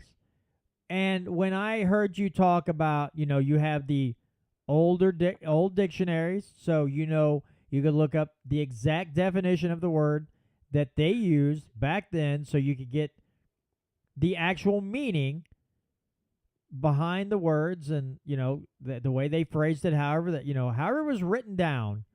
That had never crossed my mind before. I had never thought to look for an old dictionary. And so when you go back and read what the founders wrote, you get taught in school, or you look up words and you got the newer dictionaries. And of course, the language is always changing. And so you just go, oh. Now, you could still have a somewhat good understanding if you happen to like liberty and freedom, and you understand natural rights and inalienable rights or whatever. You could still get the basic gist. But yeah, I had never thought to go, oh, I wonder what this meant when they wrote it, and whatever they wrote in 1785. What did they mean here? And it was just neat to hear somebody with that backing, with a better understanding and more facts to back up. Hey, this is what this actually means, not this mush-mouth language that we use today. This is what they actually meant. But thanks to public education and a lot of dumb politicians, and not just to be blunt, a lot of dumb people who just take whatever they say as gospel. It's been, the waters have been muddied so bad it's hard to see into the depths. But yeah, that was interesting when you laid that out. Yeah, because it's a novel concept if you look at it in the proper text, that when you're born as a sovereign individual. Your parents are the figureheads of your livelihood at that point. Once you get to the point where you can provide for yourself, for some reason we've got this concept that we need other people to tell us what we are allowed to do and what we aren't allowed to do, because after all, for some reason we elected these individuals to put them into office because they're better than us. And I thought the same thing until I hit somewhere in the mid-'80s and decided, wait a minute, that's not the way this works. As long as I don't walk up to you and punch you in the nose, I don't want you to walk up to me and punch me in the nose. And as long as neither one of us punches each other in the nose, we're good to go. I don't need government telling me that it's illegal for me to walk up and punch you in the nose, or it's illegal for you to walk up and punch me in the nose. That's just something that seems to be reasonable to me. Yeah, Casey's asking, did the original Constitution have a comma or a semicolon separating the militia part of the Second Amendment from the right of the people to keep and bear arms? I'll have to look that up, and I will get back to him. I want to play, I'd love to play audio, but Tom, you wouldn't hear it, unfortunately, the way we're doing this. Because there's, Penn and Teller had a show called, Bull Bleep. And there was a viral clip of them going over the Second Amendment. And, it's funny because they're going through, and the guy's like, whoa, yeah, you're talking about a militia, you're talking about the army, or the military. He wasn't talking about people walking up and down the road with assault rifles or whatever. And he's like, well, actually, and he goes on, and they said, I think in the video he said, they look at the comma as a pause, not separating those two things. So when he was talking about it, he's talking about a comma in that part of the Second Amendment. But he's like, oh, they say it's a pause when they're writing. But at the very end of the video, he's like, it's funny. He's like, because nowhere else in the Constitution can they point out where the framers effed up the grammar in the Constitution. They love to point out that comma or semicolon there and try to use an excuse. Well, they meant the military, not for, average run of the mill folks with their firearms. But like I said, I could play it for the folks on YouTube, but you wouldn't hear a lick of it. So, well, you know what? Actually, I think you actually might. Let me see if I can pull it up, because when I had Sam and Tricia on, we were going through team talk, and they wouldn't be able to hear it. But I bet you would be able to hear it. Let's see. Well, for years they always made the comment that the first 10 amendments of the Constitution did not apply to the states, which in reality, if you look at the way it was created, the states created the federal government. The federal government and the states agreed to the first 10 amendments. The first 10 amendments would be signatory to the federal government, not to the state government. However, since rights are individual, they're not societal, then there would absolutely be, in reality, no need to list what a right of an individual is, because an individual would know what their rights are, because it would just be something that was natural. And it doesn't take a whole leap of faith to make it so that you could point to the Second Amendment and go, well, basically, it was telling, the states were telling the federal government that individuals who live in the states have the right to keep and bear arms. It is our job, it is our duty to make sure that those rights are not restricted. Ergo, when we have state constitutions, which before the U.S. Constitution, a lot of the colonies or the Commonwealth at the time had what were considered charters, and a lot of those charters, it was codified in there that the people were part of the militia that was of their choosing, because that was also an individual right, and that their right to keep and bear arms shall never be infringed by a governmental body. It was telling the government, hands off. I'm going to play this clip. Let me pull it up on YouTube here. I got to back it up and turn the volume up, but I hope hopefully you'll be able to hear this, Tom. I'm hoping anyway. I think I have to bleep out one word, which the YouTube stream will hear, but people in radio and podcast land won't. Let me get the volume up here. So what does the Second Amendment actually say? A well-regulated militia being necessary to the security of the free state, the right of the people to keep and bear arms shall not be infringed. That's it. Not a lot of words, just very specific ones.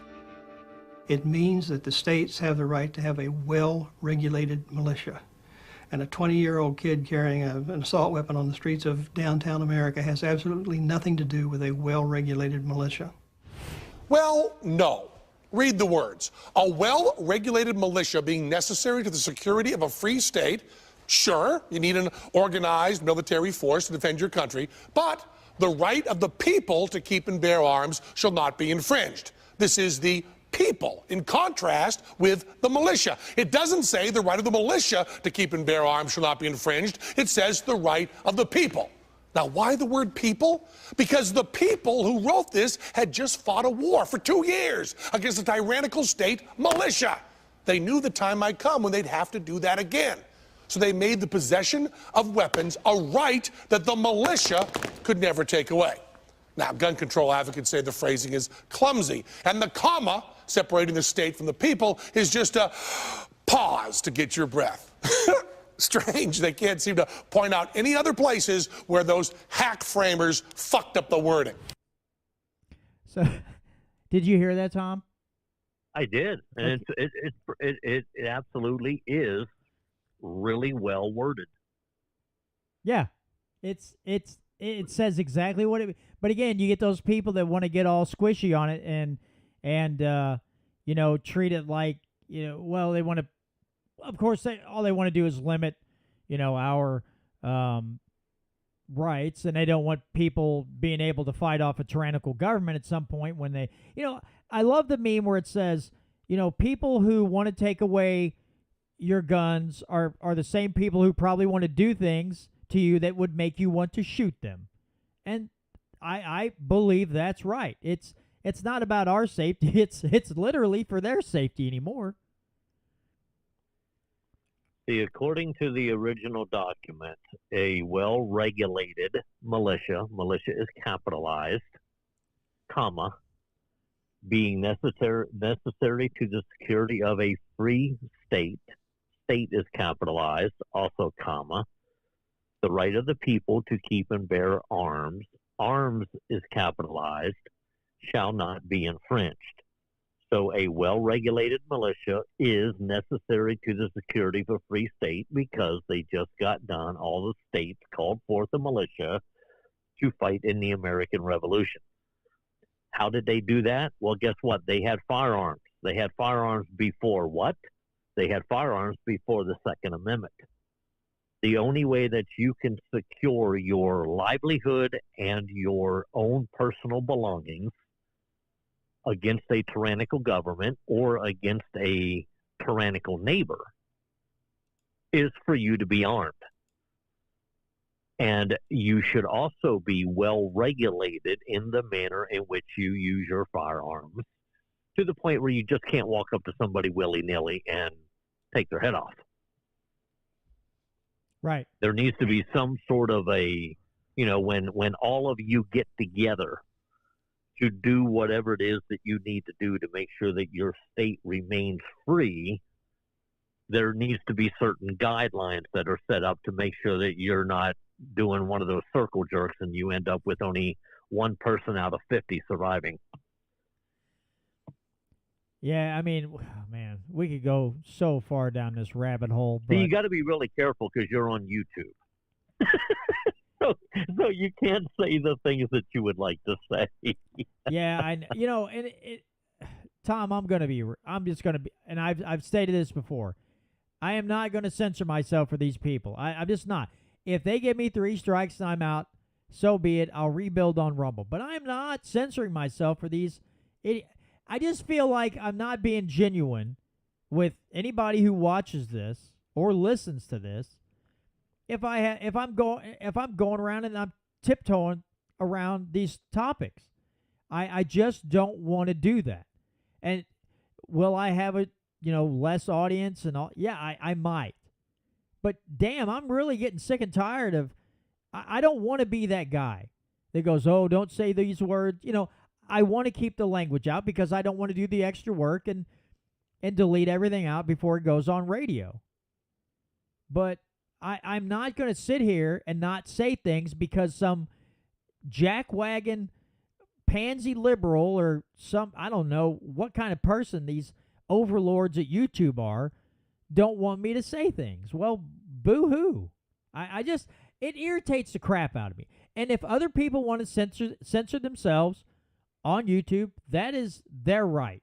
I'm not going to sit there and begrudge them. I'm not going to beat them over the head because they're choosing to do that. Maybe they're monetized and they make a living from podcasting, so they're keeping themselves in check. Okay, great. I understand. I'm just not going to do it. I'm done. I have to, when you work for a big corporation, you hear all this nonsense about how to talk to people and words you shouldn't say and things you shouldn't say, and you probably, if they wanted to, they'd probably try to control the way you think sometimes. And I hate living in that world and being a part of that. And I don't also want to be a part of, oh, I better not say COVID, or I might not say this, or they're going to get mad at me. Well, freaking get mad at me. At the end of the day, yeah, you're limiting my audience, but you haven't done anything. You haven't damaged me in any way. I don't make any money from this. So, whoop-de-freaking do. Give me another strike. I don't know. I guess maybe it should bother me, but it bothers me that these idiots want to control the language and they want to control the information that you get to hear and see. That bugs me. But them giving me a strike, yeah, it did irritate me because I didn't say anything really inflammatory or something that would get a bunch of people killed. But other than that, I just don't want to live. I don't want to do my podcast that way. I don't want to live stream that way. I just don't want to live that way. Yeah, but it's a whole lot easier for you to say that because it's your show.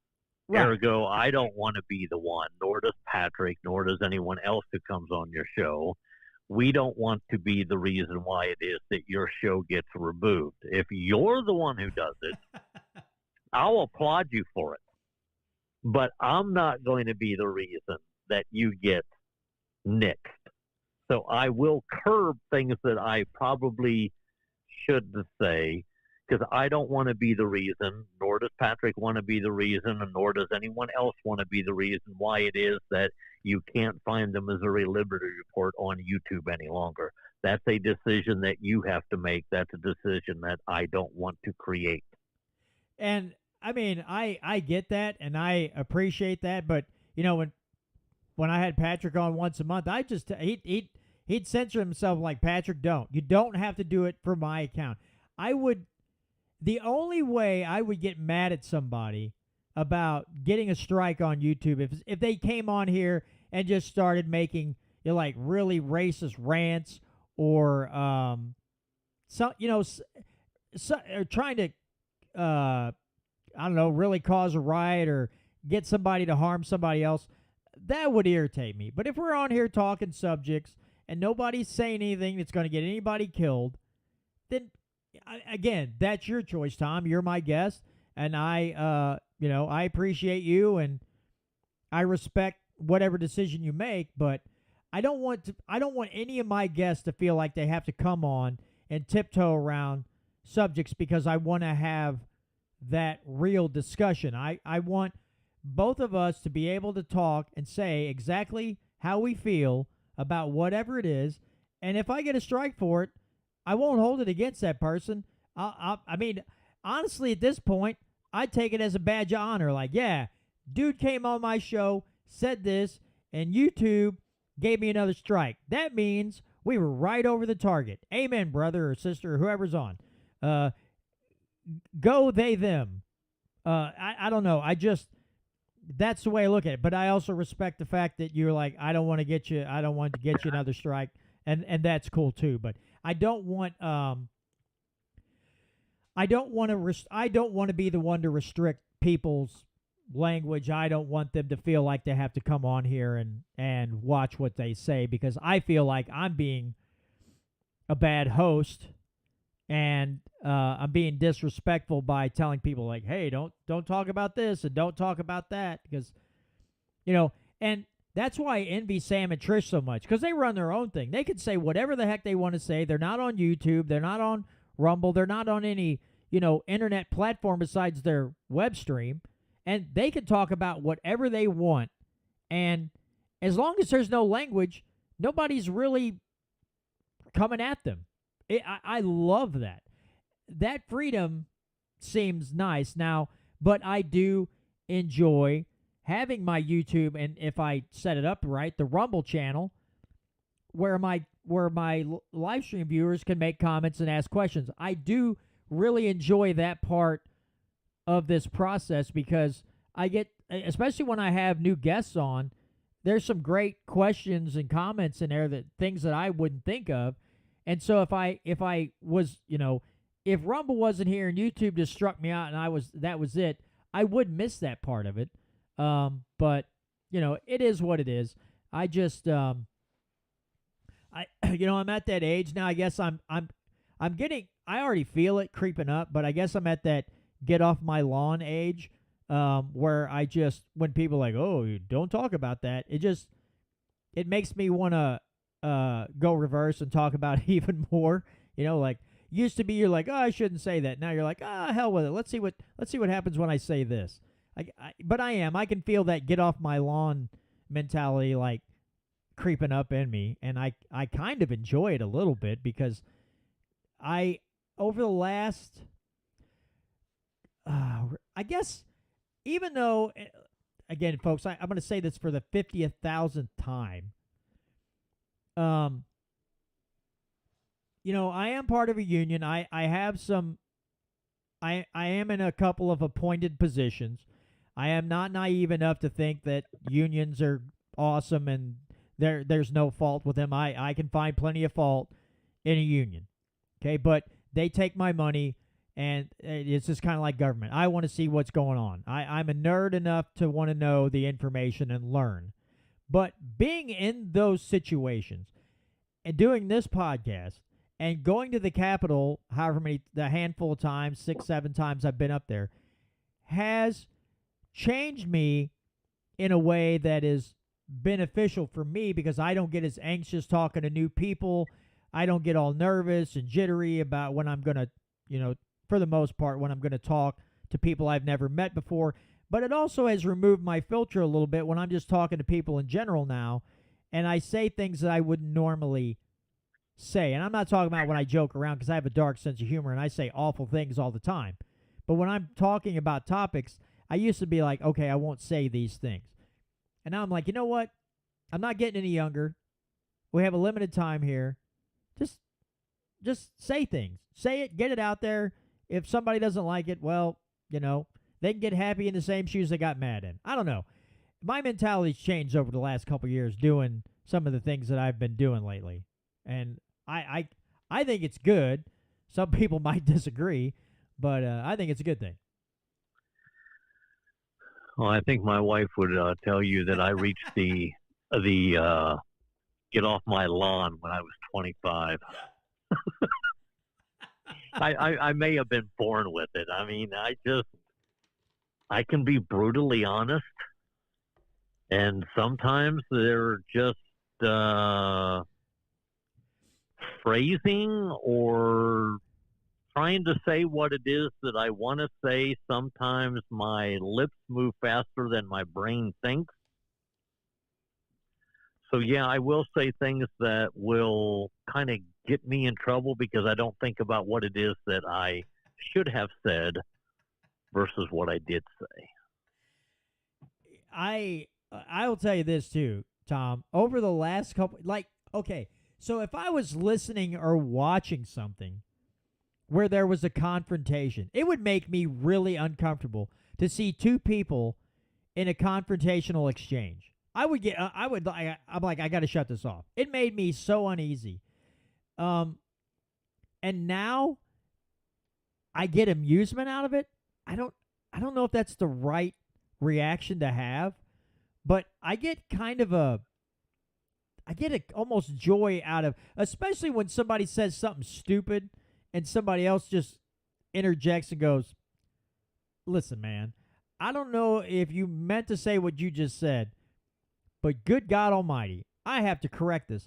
And again, as well, like one time I had to, because I'm backup shop steward, so I got called out. They were going to walk a person up to HR for some infractions. Now, a couple years ago, I'd have been nervous.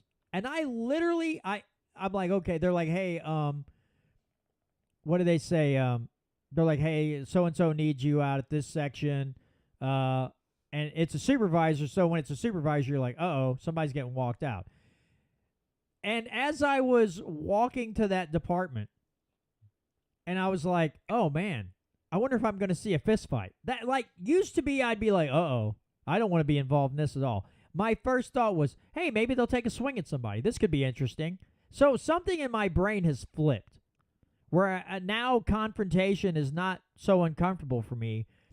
And I start laughing instead of cringing now.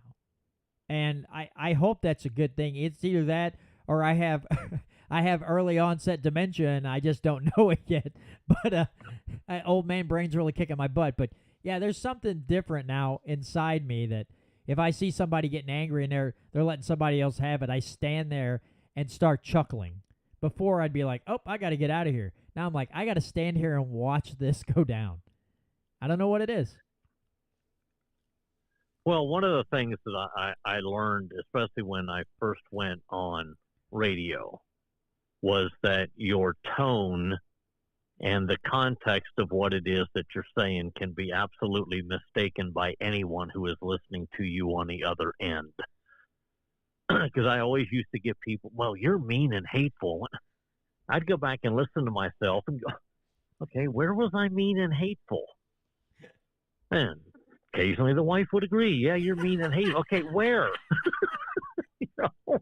So, and I've noticed it now on social media, and this is one of the places that I love to, like when I was running for city council down here. You know, this was before basically social media got its huge following, but you had like the article in the newspaper you could read online, and then they would have like a comment section. And anytime that my name was mentioned in the newsletter, I would come home and I would go onto the newsletter's website. I wouldn't even read the article. I could care less about the article. I wanted to go down and read the comments. Yes. Yes. Because in reality, I learned stuff about me that I never knew. I mean, here I am, 40 plus years old, and there's people who I have no clue of who they are. Somehow they know more about me and what it is that I've done in my past than I ever knew. So I went down to that threaded section just to get knowledge about what it is that I am, who I am, and what it is that I stand for. Because you literally have, there's experts on social media that know more about you than you do, even though you're the one who's lived your life. And I watch it on social media now. There are times like I'm in certain groups that I'll just sit back and I'll read what somebody has written, and I'll kind of chuckle to myself and go, ooh, I have to bookmark this one and come back to it in 5 minutes. Because I know there's going to be at least 80 people who are going to take what it is that was typed. They're going to apply a different context to it, and they're going to get all offended, and it's going to start a 300-thread conversation. Because I am that idiot who will sit there and read all 300 comments so I can chuckle and laugh about, wait a minute, that's not exactly what he meant when, or she, whoever, that's not exactly what they meant when they made that comment. I mean, it's kind of like the Aaron Rodgers thing now has me blown away with Jimmy Kimmel. Not once did Aaron Rodgers actually make the case that Jimmy Kimmel would be on Epstein's client list. He made the comment that Jimmy Kimmel would also be pissed off because the list was going to be given out to the public. And Jimmy Kimmel always thought that the list was a conspiracy theory, which leads me to the point where I hope before Aaron Rodgers retires, he changes his number to 15. That way we can just refer to him as AR-15. Like we do with Tom Brady. Tom Brady was TB-12. Well, Aaron Rodgers can be AR-15, which will absolutely drive the liberals nuts. Oh, God, it would. He has really set the pants on fire of a lot of people ever since, like, really right around COVID. He chose not to get the vaccine, and they were all upset at him because he wouldn't do it, and he's like, nope, not doing it. And then, the thing with Jimmy Kimmel and all this other stuff, it's been fun to watch him. And you're right. It's not so much what he says, it's the reaction from the other side that I find hilarious because they get so bent out of shape, and it's like, God, this is more fun than anything else I could imagine. There's way too many, unless I had closed captioning to read it. There was a clip from Bill Maher that I saw today. This YouTuber, Mr. Beast, he makes, he's had like, his videos in total have had like 13 billion views. So he's well monetized through YouTube. He makes a lot of money off his streams. So he went to Africa. And I don't remember how many wells that he paid to have drilled, enough to give about 500,000 people water. And then people on the other side trying to crap all over him for doing it. And he's like, good Lord, somebody goes out and does something good, and it just drives people nuts. and they get all upset and want to shame him. Oh, it's like, oh, it's because it's a white guy doing it, and this group's like, oh yeah, we've been trying to do this, but suddenly this white guy comes in, and this is really shameful or whatever. And even when somebody like Bill Maher gets up and goes, what the hell are you people doing? What is wrong with you? Why are you so upset? This guy goes to Africa and has made it so that 500,000 people can have clean drinking water, and you want to get upset.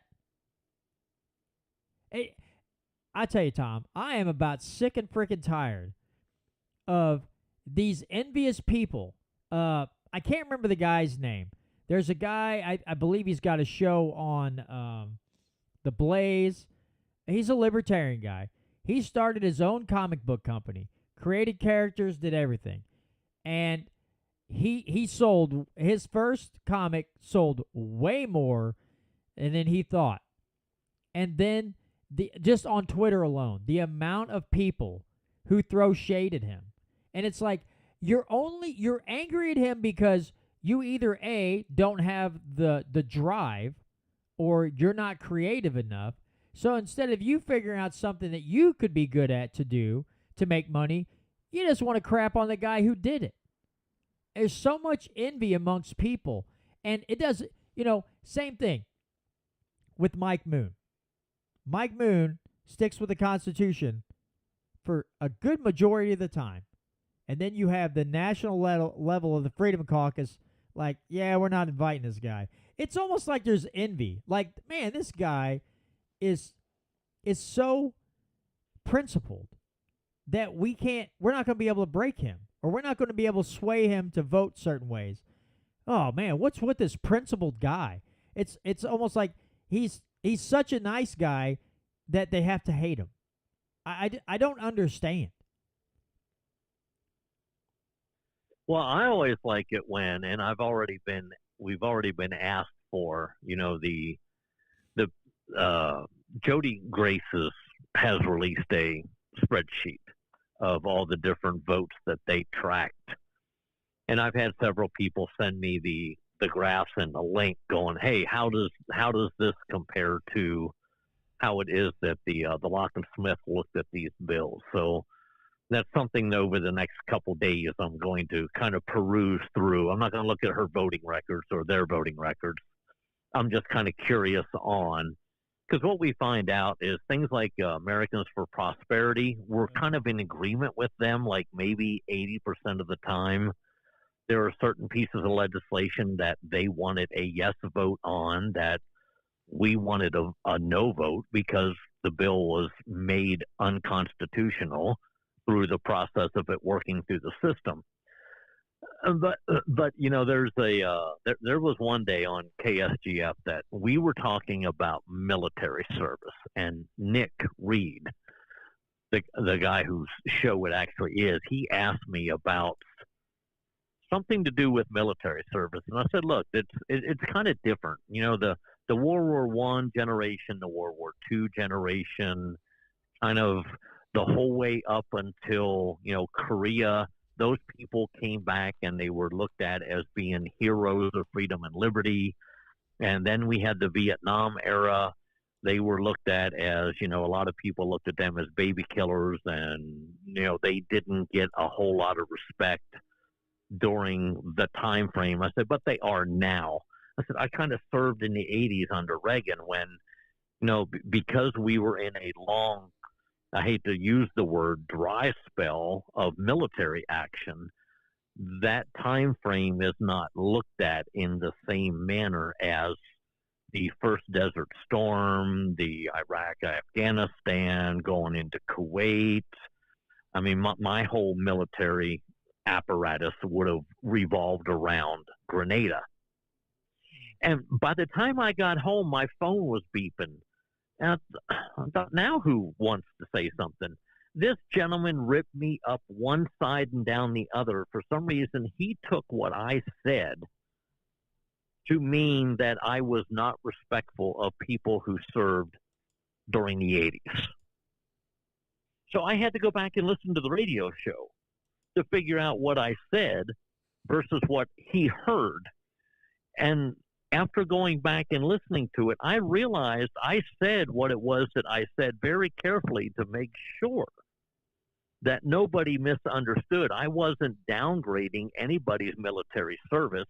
I was just kind of making the fact that during the 80s, during the time frame that I served, because there was no actual physical war, our service is kind of viewed differently than the individuals under the Bush administration, under the War of Terror, and anything Vietnam and backwards. And people are, for lack of a better term, I think there are some people who I think they just look for things to offend them so they can yell at somebody and to make themselves feel better. And maybe that's what we do with the Lock and Smith Foundation. Maybe we just applaud Mike Moon so much. And of course, everyone seems to think that every time I say Mike Moon's name, I'm endorsing him. But I don't endorse candidates. I do endorse his mindset. I endorse his ideology. As a man, I endorse him. I would never endorse him as a candidate because that's not what I'm about. But yeah, if I endorse the way he thinks, then I can't endorse the way that the Freedom Caucus think because they're nowhere near him. So if it appears that I'm not playing favorites with them because their voting record is terrible, and at least I'm willing to say, hey, your voting record's terrible, and this is why. Yeah, I mean, it's, I don't know. I hate to see it because there are so many people out there doing so many good things. And just to see people just stomp all over them, I try to understand, but I don't know. Again, maybe it's that old man in me that I'm I just leave people alone. You know, He's the lunatic loon from Lawrence County. Yeah, like I said, it's a little disheartening because it seems like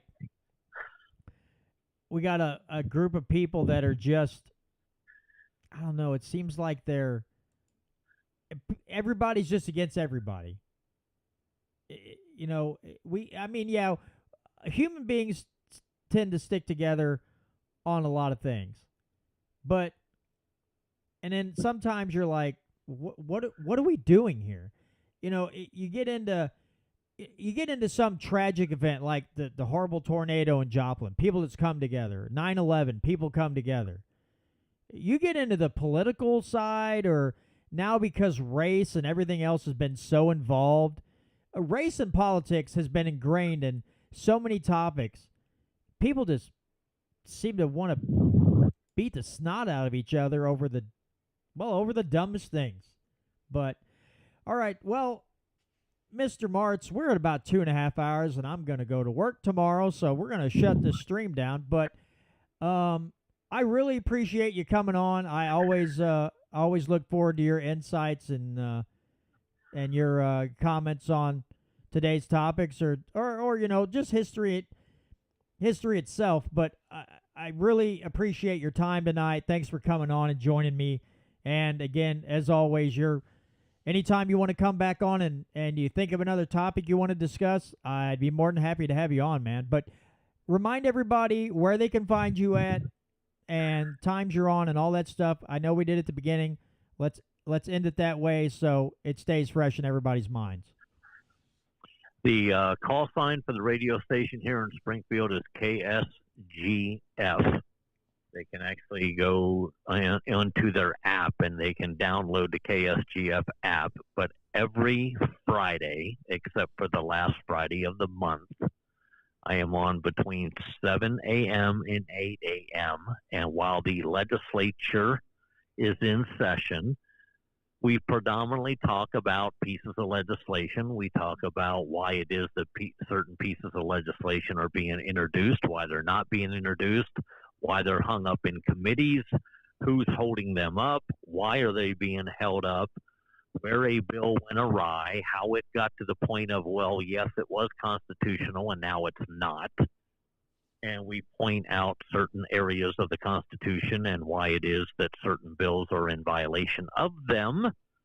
and that's pretty much predominantly during the legislative session. That is the whole basis of what's considered the Lock and Smith hour on KSGF between 7 a.m. and 8 a.m. And then when Nick Reeves goes on vacation, and if he's not there on a Friday, normally I get to fill in for the whole entire 3 hours, which means I'm on from 6 a.m. until 9 a.m.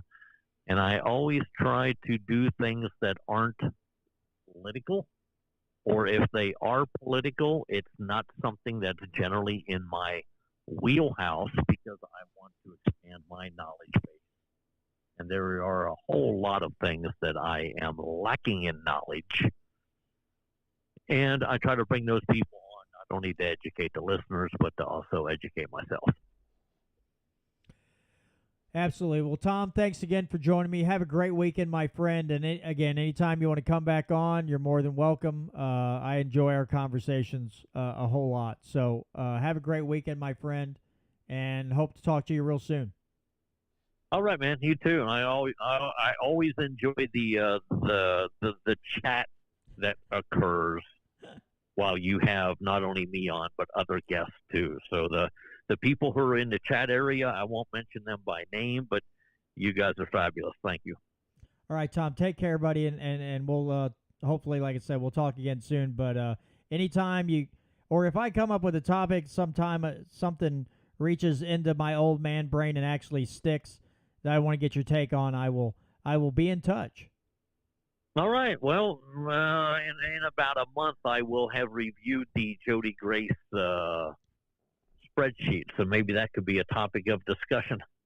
Absolutely. When you're done with it and you're ready, just let me know, and we'll set up a date. All right. Will do, man. Thanks a lot, Tom. You bet. Appreciate it. Have a good evening. You too. Good weekend. Bye-bye. Bye. All right, everybody. That was Tom Martz from the Lock and Smith Foundation. We had a nice, long conversation tonight, and I apologize for the YouTube stream for taking a dump for whatever reason. I restarted it and everything was fine. I have no idea why that happened. It is what it is.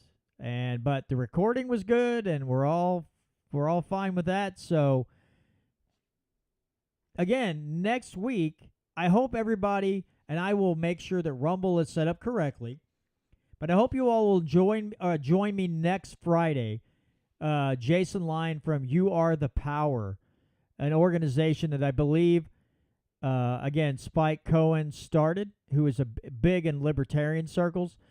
He's brought some kind of really, one in particular topic that kind of a situation that a family's going through down in Georgia. He's put out a lot of information on it. It's really disgusting what the state is doing. I'm sure we'll talk about that next Friday. But we're going to talk about a lot of other things they do. And when I heard about him, and I know Spike Cohen's a pretty good guy. I love his comments on Twitter and social media. He does such a good job. But he this seems like one of those organizations that more people should know about. And I hope we have a good long conversation with him, and maybe we can get them some more donations or people getting involved in what they're doing. All right, folks, with that being said, that's going to do it for this week's edition of the Missouri Liberty Report. Thanks to, of course, my guests, Tom Martz, Casey Rich, John Grady, Gary Ride, Voodoo Queen, Al Miria. I hope I'm saying your last name right. I know Patrick was in here, John Doe, Maya. I know Tenacious Tortoise was in here. Let me make sure I don't miss anybody. We had a lively chat stream tonight. It was good stuff. I think I got everybody. Let me see. I'm going all the way up the list here. Looks like I got everybody in the live chat. Again, thanks to all of you who keep the live chat lively, keep the good comments and questions always coming, and you guys just kind of have a conversations amongst yourselves, which I enjoy, just kind of sitting back and watching as the comments scroll up the screen and see what you all have to say. But anyway, next week, Jason Lyon here on the Missouri Liberty Report at 6:30 if you're out there in Radio Land and you want to be a part of the live stream, come on YouTube. Look up Missouri Liberty Report on Rumble or YouTube. Start 6:30 every Friday night. I'd love to see you in the live stream. I'd love to see your comments as we do the show. Just trying to grow the audience, spread the message of liberty and freedom here in Missouri. So I would appreciate it if you joined along with the rest of the group, because you will enjoy the conversations that go on. There's a little humor. There's a lot of information. It's good stuff, and I appreciate everybody in podcast land, radio land, and on Rumble and YouTube. I appreciate each and every one of you. So have a great week, everybody, and we'll see you next Friday right here on the Missouri Liberty Report. Want more freedom? It starts with you. Join us next week on the Missouri Liberty Report and find out how you can get involved to take back your state.